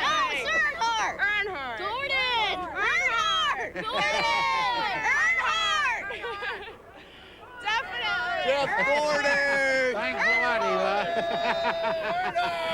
Thank you guys so much. Enjoy yourselves. Have a good day today. I'm still a Buddy Baker fan. Thank you, Eli. We are 82 laps from conclusion here at the Monster Mile, and coming up immediately following our broadcast of the Miller 500. Stay tuned for Road Ready. That is coming up as soon as we move on from here at the Monster Mile. Eli Gold with Chad Little, Buddy Baker, Glenn Jarrett, and Randy Pemberton bringing you the coverage from here at Dover Downs International Speedway, a race that has been slowed 5 times by caution. That is Terry Labonte ahead of Dale Earnhardt, second and third spot respectively. Still a goodly distance behind the race leader, Jeff Gordon. They were better than 3.5 seconds behind the DuPont Chevrolet moments ago.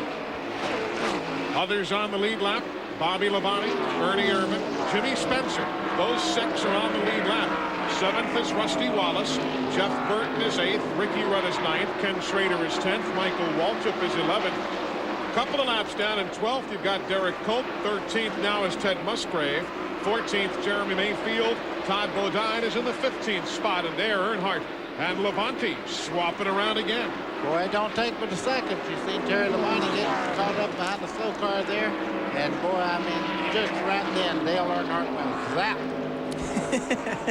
How was that? Yeah, made the move. Yes, he did. Around Derek Cope right there. We were giving you a bit of a rundown. We told you that 15th was Todd Bodine. There you have Gordon as the race leader on the screen. Ricky Craven's running 16th. Johnny Benson 17th.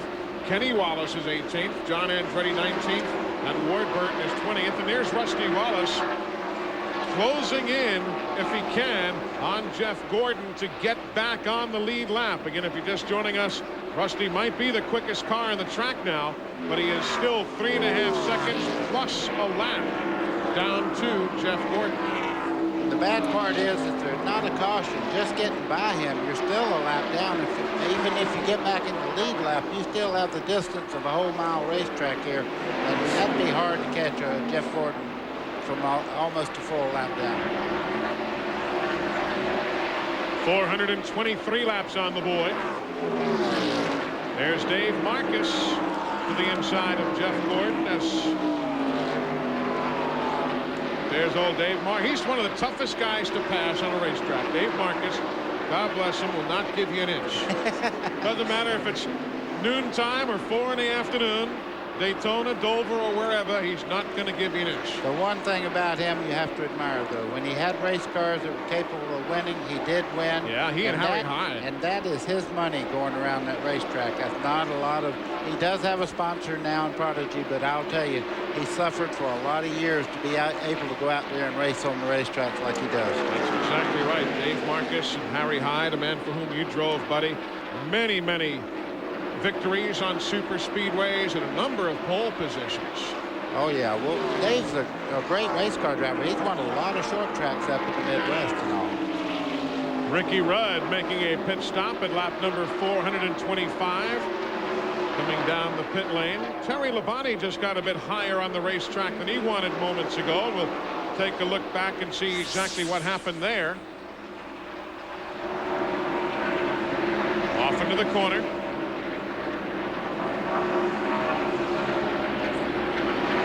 And there goes Jeff Burton beneath him. Jeff Burton, we've told you, running well. He is a lap down in 8th spot right now. Eli, that's when you say, wake up, Leroy. Boy,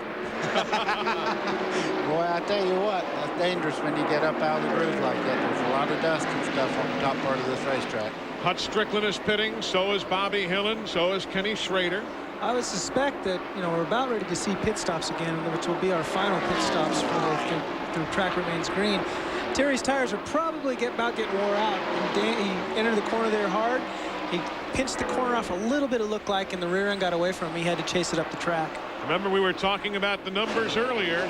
If everything stays as is, we should be looking at pit stops inside the next 20 miles, depending upon everybody's own strategy. So we're going to break away and come back in time for those pit stops as we're with you on coverage of the Miller 500. Welcome back. Coverage of the Miller 500. Jeff Gordon continues to lead. We have seen some pit stops. Rusty Wallace was in 3 laps ago. Bobby Hamilton, Greg Sachs, John Andretti, Michael Waltrip, they have been in, and the hood is up on Andretti's machine.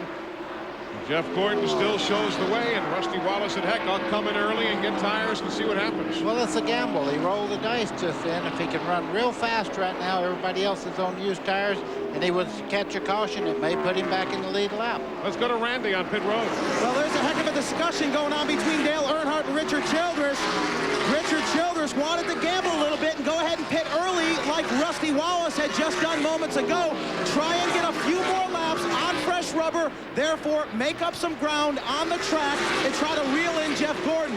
Earnhardt said no, does not want that to happen, because if he comes down pit road and Gordon stays out there and they catch a caution, he's pretty much done for the win. So they're going to wait for a little while. Earnhardt won that war. And Hut Strickland had apparently an engine failure. He's gone directly to the garage, as you saw, but the caution flag is not flying as we remain under green. Lap 436 of 500. Here comes Bobby Labonte down the pit lane now. He'll stop at lap 436. All of these are the final scheduled stops of the day. Jimmy Maycar and the crew waiting to service the Interstate Batteries Chevy. Randy? No chassis adjustments that I see so far. Just making sure they get all of the fuel in. Catch can man holds the catch can with his leg. 4-tire stop around the left sides. Once again, a good clean windshield for this driver. Nice and smooth. No problems on the stop. Down and away. Good stop for these guys. Ernie Irvin is in. Jimmy Spencer is in. Ted Musgrave making his final stop. There's Ernie, and again a chassis adjustment for that crew. Well, Chad, what would you do right now? Would you come in and take on fresh tires, or would you stay out there on old tires and maybe lose a lot of ground to the cars that stopped just now? I think the best thing to do is like we saw earlier. You come in, get the fresh tires early as you can, try to make up a little bit of ground. Why there's a big difference between old tires and fresh tires. Let's go down to Glenn Jarrett. Eli talked to Ray Evernham about what they were going to do. He said, we're not going to do anything until we see some other guys pit. They're just waiting them out. They didn't want to be the first guy to pit, then have a caution come out and get caught a lap down. So they can conceivably go to lap 450 with no problem. They're just waiting them out. The car's very consistent time-wise on the racetrack. Now they're finally starting to get ready down here in the 24 pit. We understand that they will be in about 4 or 5 more laps. Terry Labonte has pitted now, and so they were on the radio back and forth. What do we do? What do we do? We're just playing the waiting game, and Gordon is beating them at him.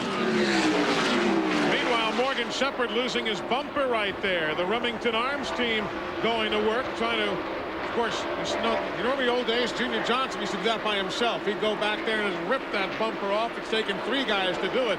But Morgan Shepherd with a problem on that car. John Andretti's machine being pushed to the garage area.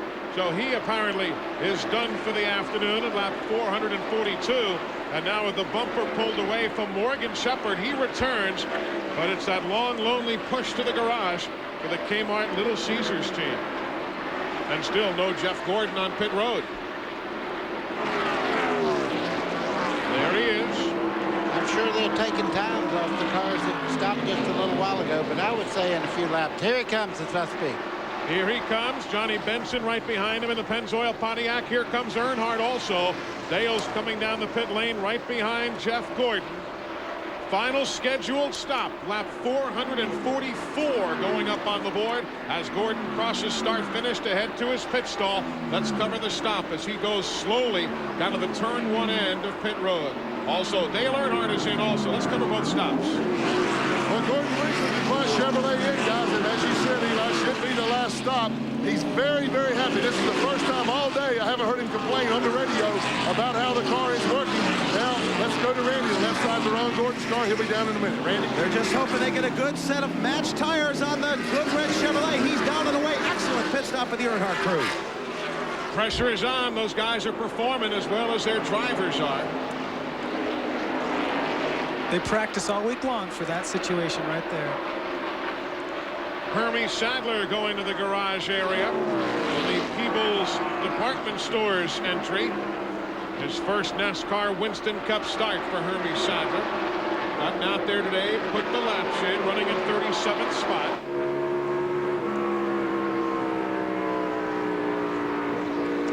Riding with Bobby Hamilton. Jeff Gordon is a bit further ahead there. Saw him go by. 444 laps on the board. Getting down to the nitty-gritty here at the Monster Mile. Can anybody handle Jeff Gordon? Find out when we come back.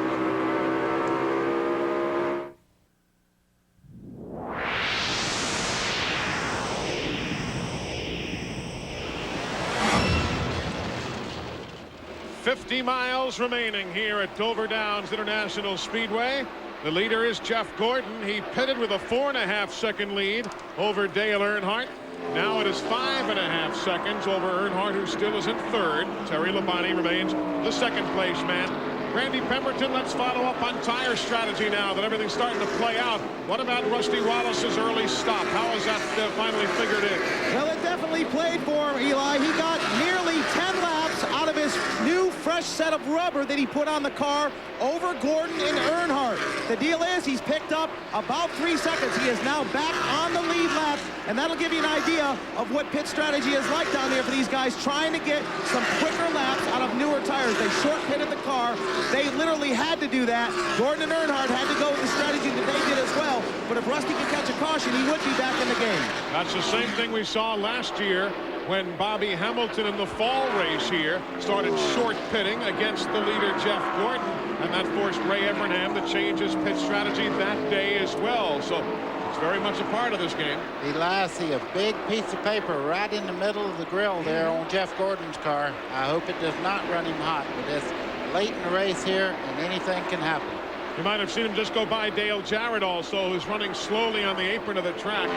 Dale is in 36th position right now after being so dominant early in the day and getting caught up in the oil from a blown engine.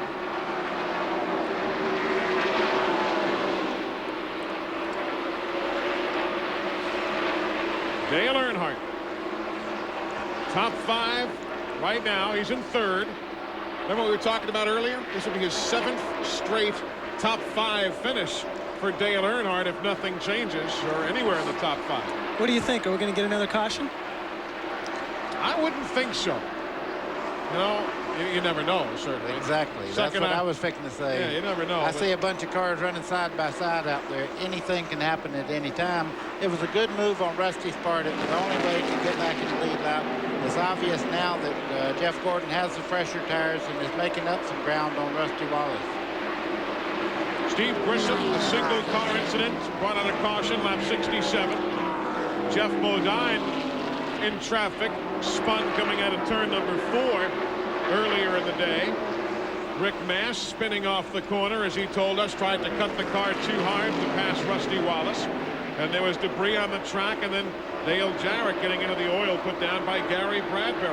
We have had only 38 laps of caution today, and yesterday in the NASCAR Busch Series race, the Goodwrench Delco 200, middle of the day, there were already 45 laps of caution through about 125 laps of racing. So by the overall scheme of things, this has been a very clean one. A lot of folks may not remember, but when Bobby Allison won here in 1971, of course, the speeds weren't blazing like this. But when Bobby won here in 71, that race was caution-free. Not a single yellow flew the whole day. I remember the day well. When I walked in the shower down here, there were 31 drivers on the floor trying to recoup.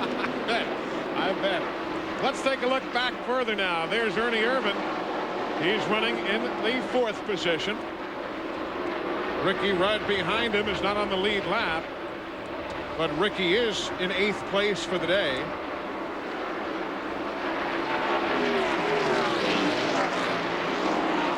There's Ricky Rudd.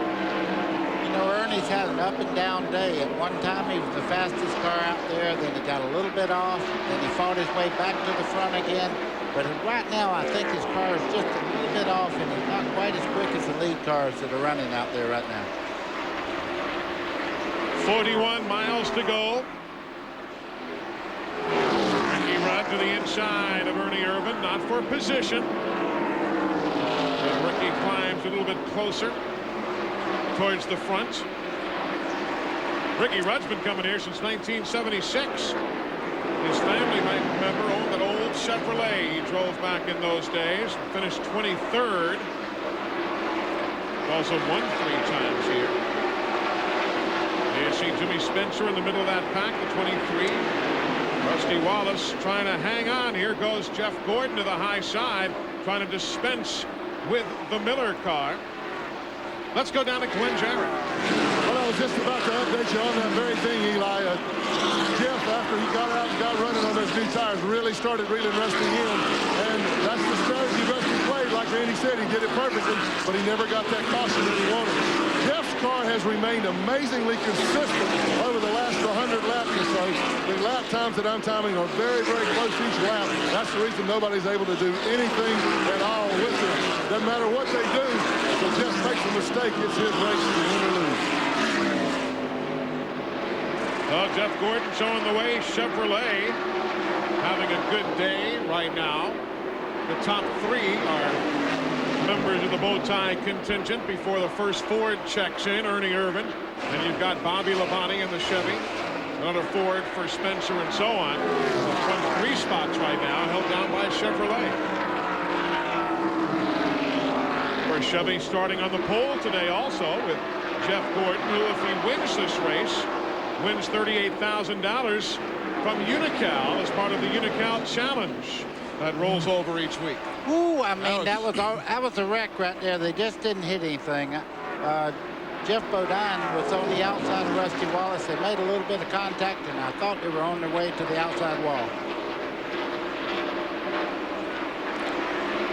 There's Ernie Irvan. He's just not up to the speed he was earlier.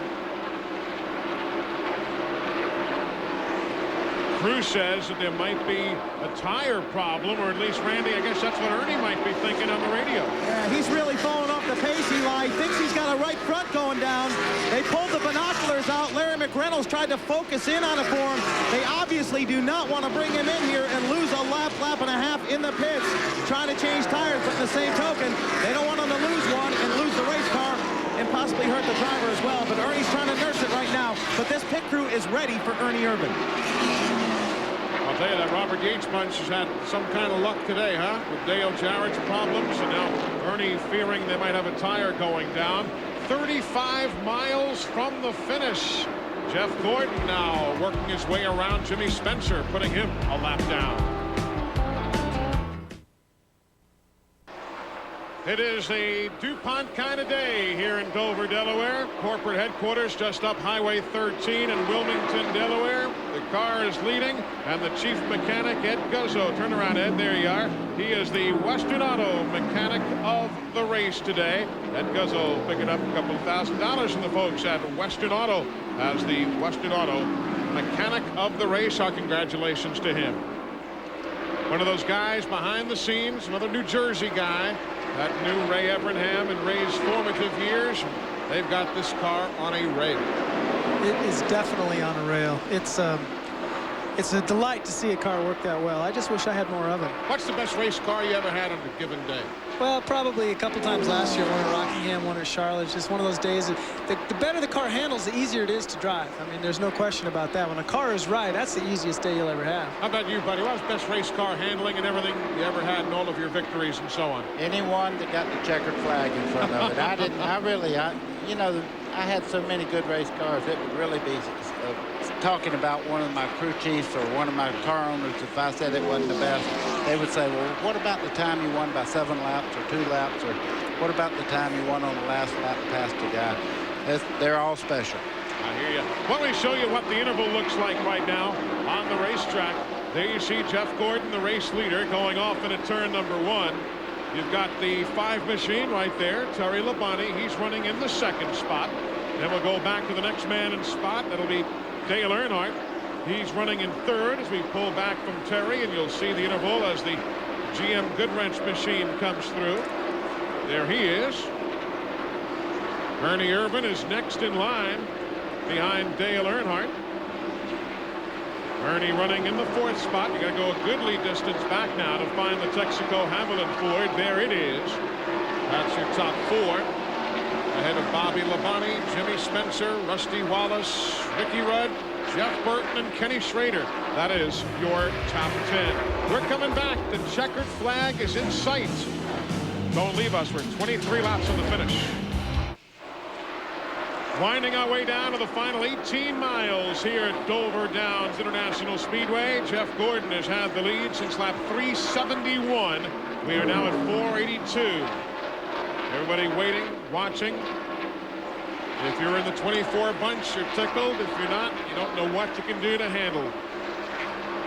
There you see a field summary. Jimmy Spencer, a lap down. That would be his best finish of the year. Of course, Jimmy's got 2 wins in his career in Winston Cup, but he had a 7th-place finish at Atlanta earlier in March. So this would be a best of the year for Jimmy Spencer. They've had a good run today in that Smokin' Joe's car. Good steady run, and you know, a few breaks here and there, and he might be in the lead lap with a chance to win. He's been up there all day. That's what's important. Next to be lapped, the 5th-place man, Bobby Labonte. And Jeff Gordon's got him in the crosshairs right about now.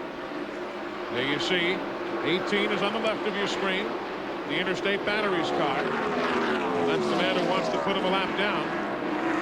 Ray Abraham right now is just telling Jeff to take it easy. There's only 14 laps to go. You take your time now and don't do anything silly. Going to catch a little traffic.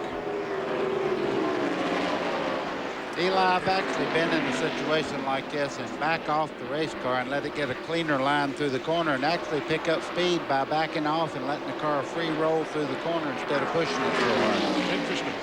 Kind of like a road course sometimes. The slower you drive, the faster you go. That's it. I'm sure right now all he wants to do is win the race, but the car is working so flawless that he probably don't want to get out of his rhythm and get a little bit sloppy in his driving style. Around Mike Wallace they go. Mike Wallace in 19th spot, 5 laps down, now 6 laps down as Gordon goes around him. 14 miles from the finish. And there goes Bobby Labonte. 5th place is now a lap down. Kind of reminds me of Harry Gant's run here a few years ago. Remember, he lapped everybody once and up to 5th place twice that afternoon. Remember that one? Yeah, but at least when Harry had this dominant car, he was running up against the wall and he was going, he's going to hit the wall this time. No, he made it.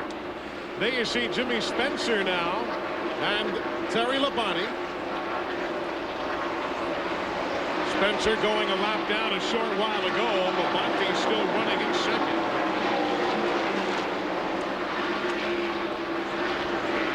Jimmy gives him a little room. 12 miles from the finish. 488 on the board now. This will be one of the quicker 500-mile races at Dover. Over the years, many of these events have gone 4.5 and closer to 5 hours.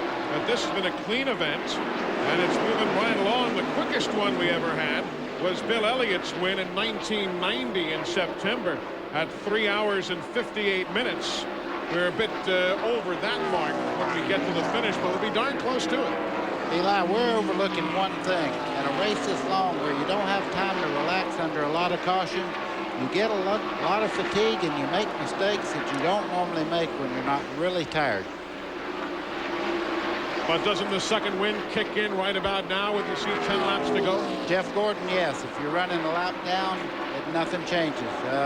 The lead car, that adrenaline really runs through you. But if you're back there and you're not gaining anything, no position to anything, it's just another lap after lap after lap. What's that old saying? Unless you're the lead horse in the train, the view never changes. That's it. Something like that.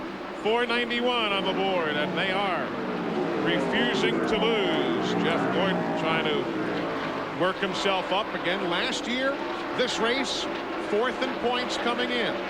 Oh boy, today, 4th in points coming in. I bet Hendricks is saying, you know, I finally got it all right. These 2 cars are really flying around this racetrack.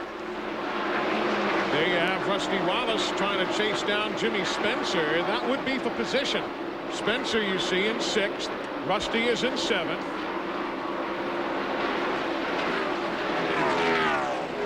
Dick Trickle taking his car to the garage, done for the day with a rear end problem on the health source entry. Couldn't quite make it to the finish for the man who started outside of the front row. Again, Rusty closing in on Spencer, has 7 miles to catch him. Rusty's car has been very fast, remember, as the later stages of his tires. Meanwhile, though, Jeff Gordon continues to show the way. It'll be 5 laps to go next time for Jeff Gordon.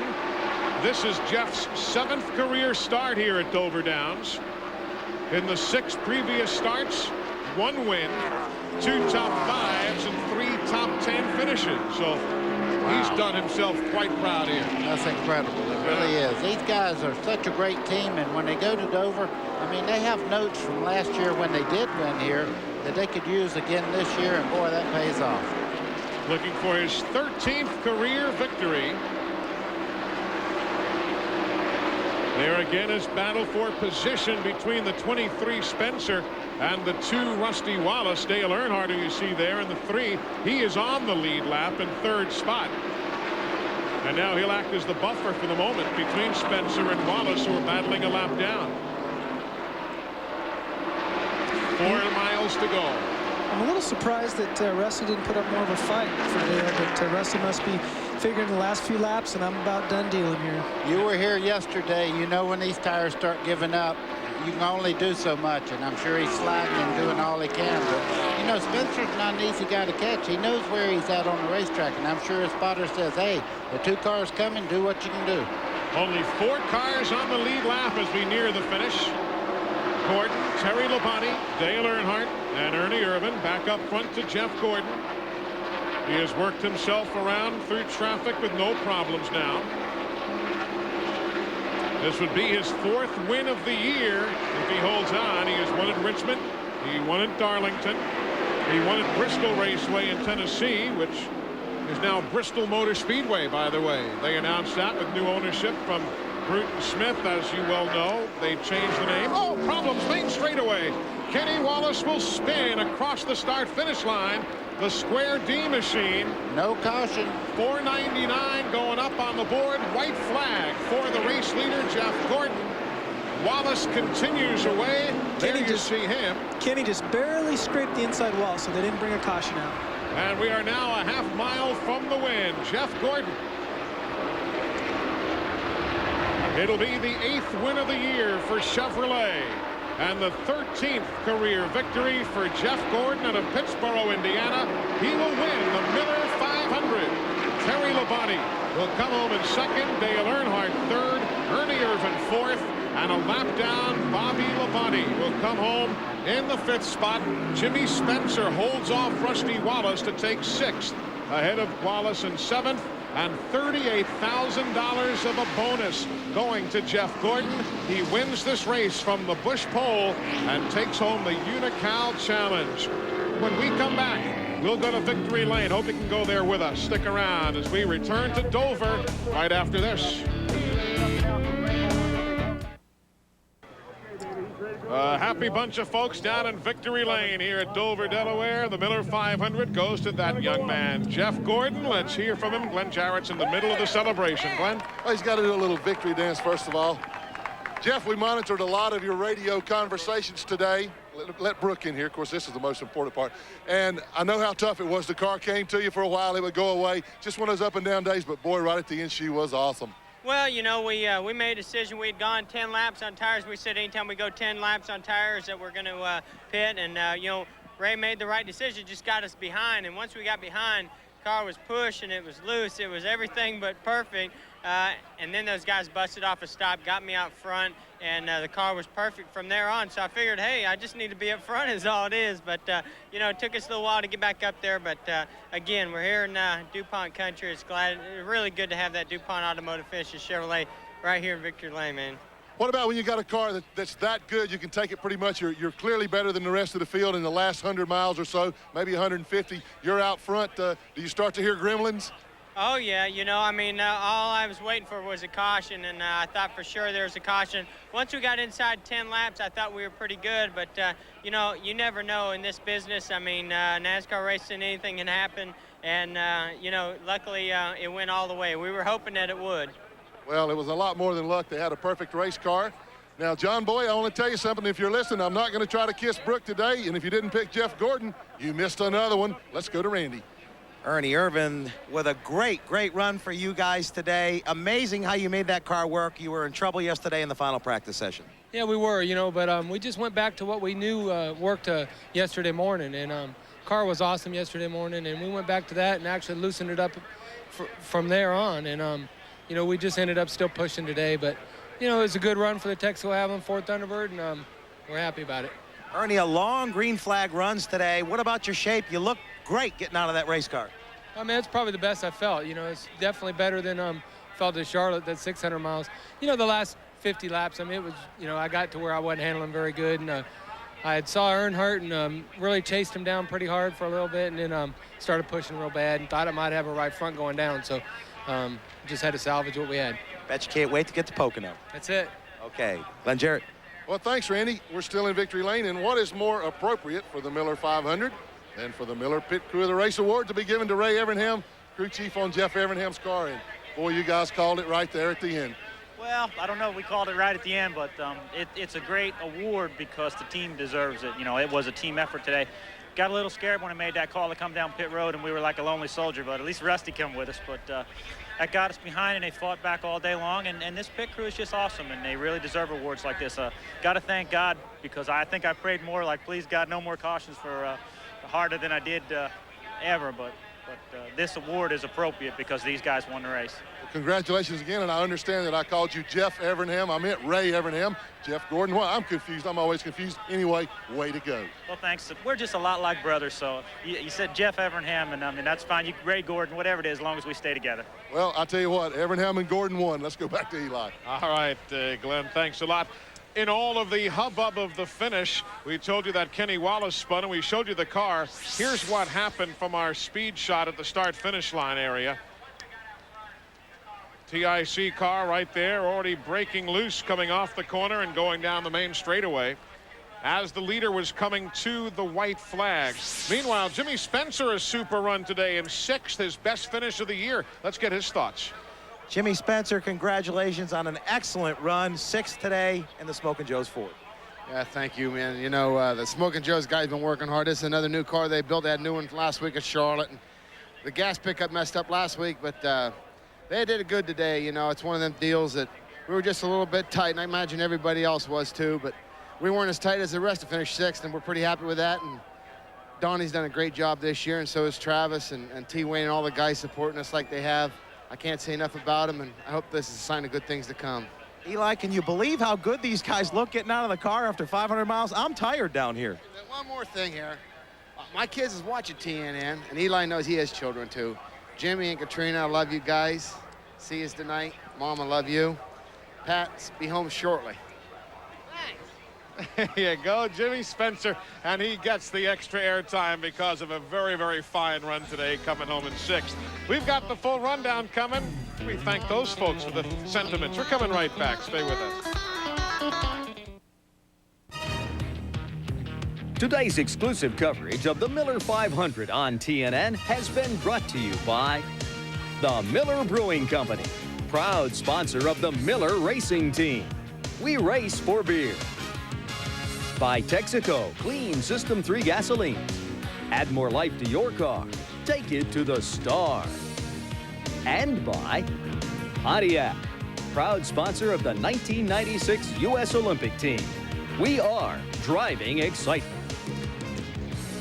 Let's take a look at the full finishing order for you as this record crowd files out of Dover Downs International Speedway by 3 9/10 seconds. Jeff Gordon gets the win over Terry Labonte, Dale Earnhardt, Ernie Irvin. They were on the lead lap, those 4 only. Ernie being, as you see, the first Ford to finish. There's the top 10. Jimmy Spencer, his best finish of the year in 6th spot. Kenny Schrader flirted with the top 5 for a while, then battled back to come home in 10th spot. There you see others. Ricky Craven, after that series of pit stops early in the day, comes home in 14th. The Wallace brothers, Mike and Kenny, together at 18th and 19th, and Bobby Hamilton's Pontiac at 20th. Kyle Petty, not a factor today, in 21st spot. Outside pole sitter Dick Trickle back in 28th position. And Jeff Bodine, with the accident, finished in 30th. Other finishers here today: Dave Marcus, Morgan Shepherd had major problems throughout the day, and the rest of those teams ending up in the garage area prematurely in the finishing order with Sterling Marlin and Steve Grissom. So as far as NASCAR Winston Cup points are concerned, you've got Terry Labonte moving into second place now in the point standings. You've got Jeff Gordon moving up to third.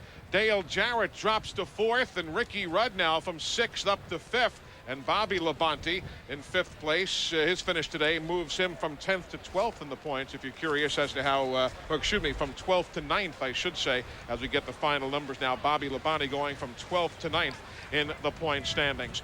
Coming up next weekend, a busy motorsports weekend here on TNN. We'll be in both Topeka, Kansas, and South Boston, Virginia on Saturday. Saturday, the Coca-Cola Shootout for the Slim Jim All-Pro Series. That is in Heartland Park, Topeka, while Mike Joy will have the Winston Motorsports 300 for you from South Boston Speedway in Virginia. Then next Sunday, a week from today, NASCAR Craftsman Truck Series racing from Heartland Park. The Lund Look 225 at 2 o'clock Eastern Time. And, of course, coming up in 2 weeks from now, we will be at Pocono International Raceway in the beautiful Pocono Mountains of Pennsylvania. Hope you can join us there. Call the track if you'd like for your ticket needs. If not, tune right in here. TNN Motorsports, 1 o'clock Eastern Time on Sunday, June the 16th. That'll be the next stop for the NASCAR Winston Cup teams.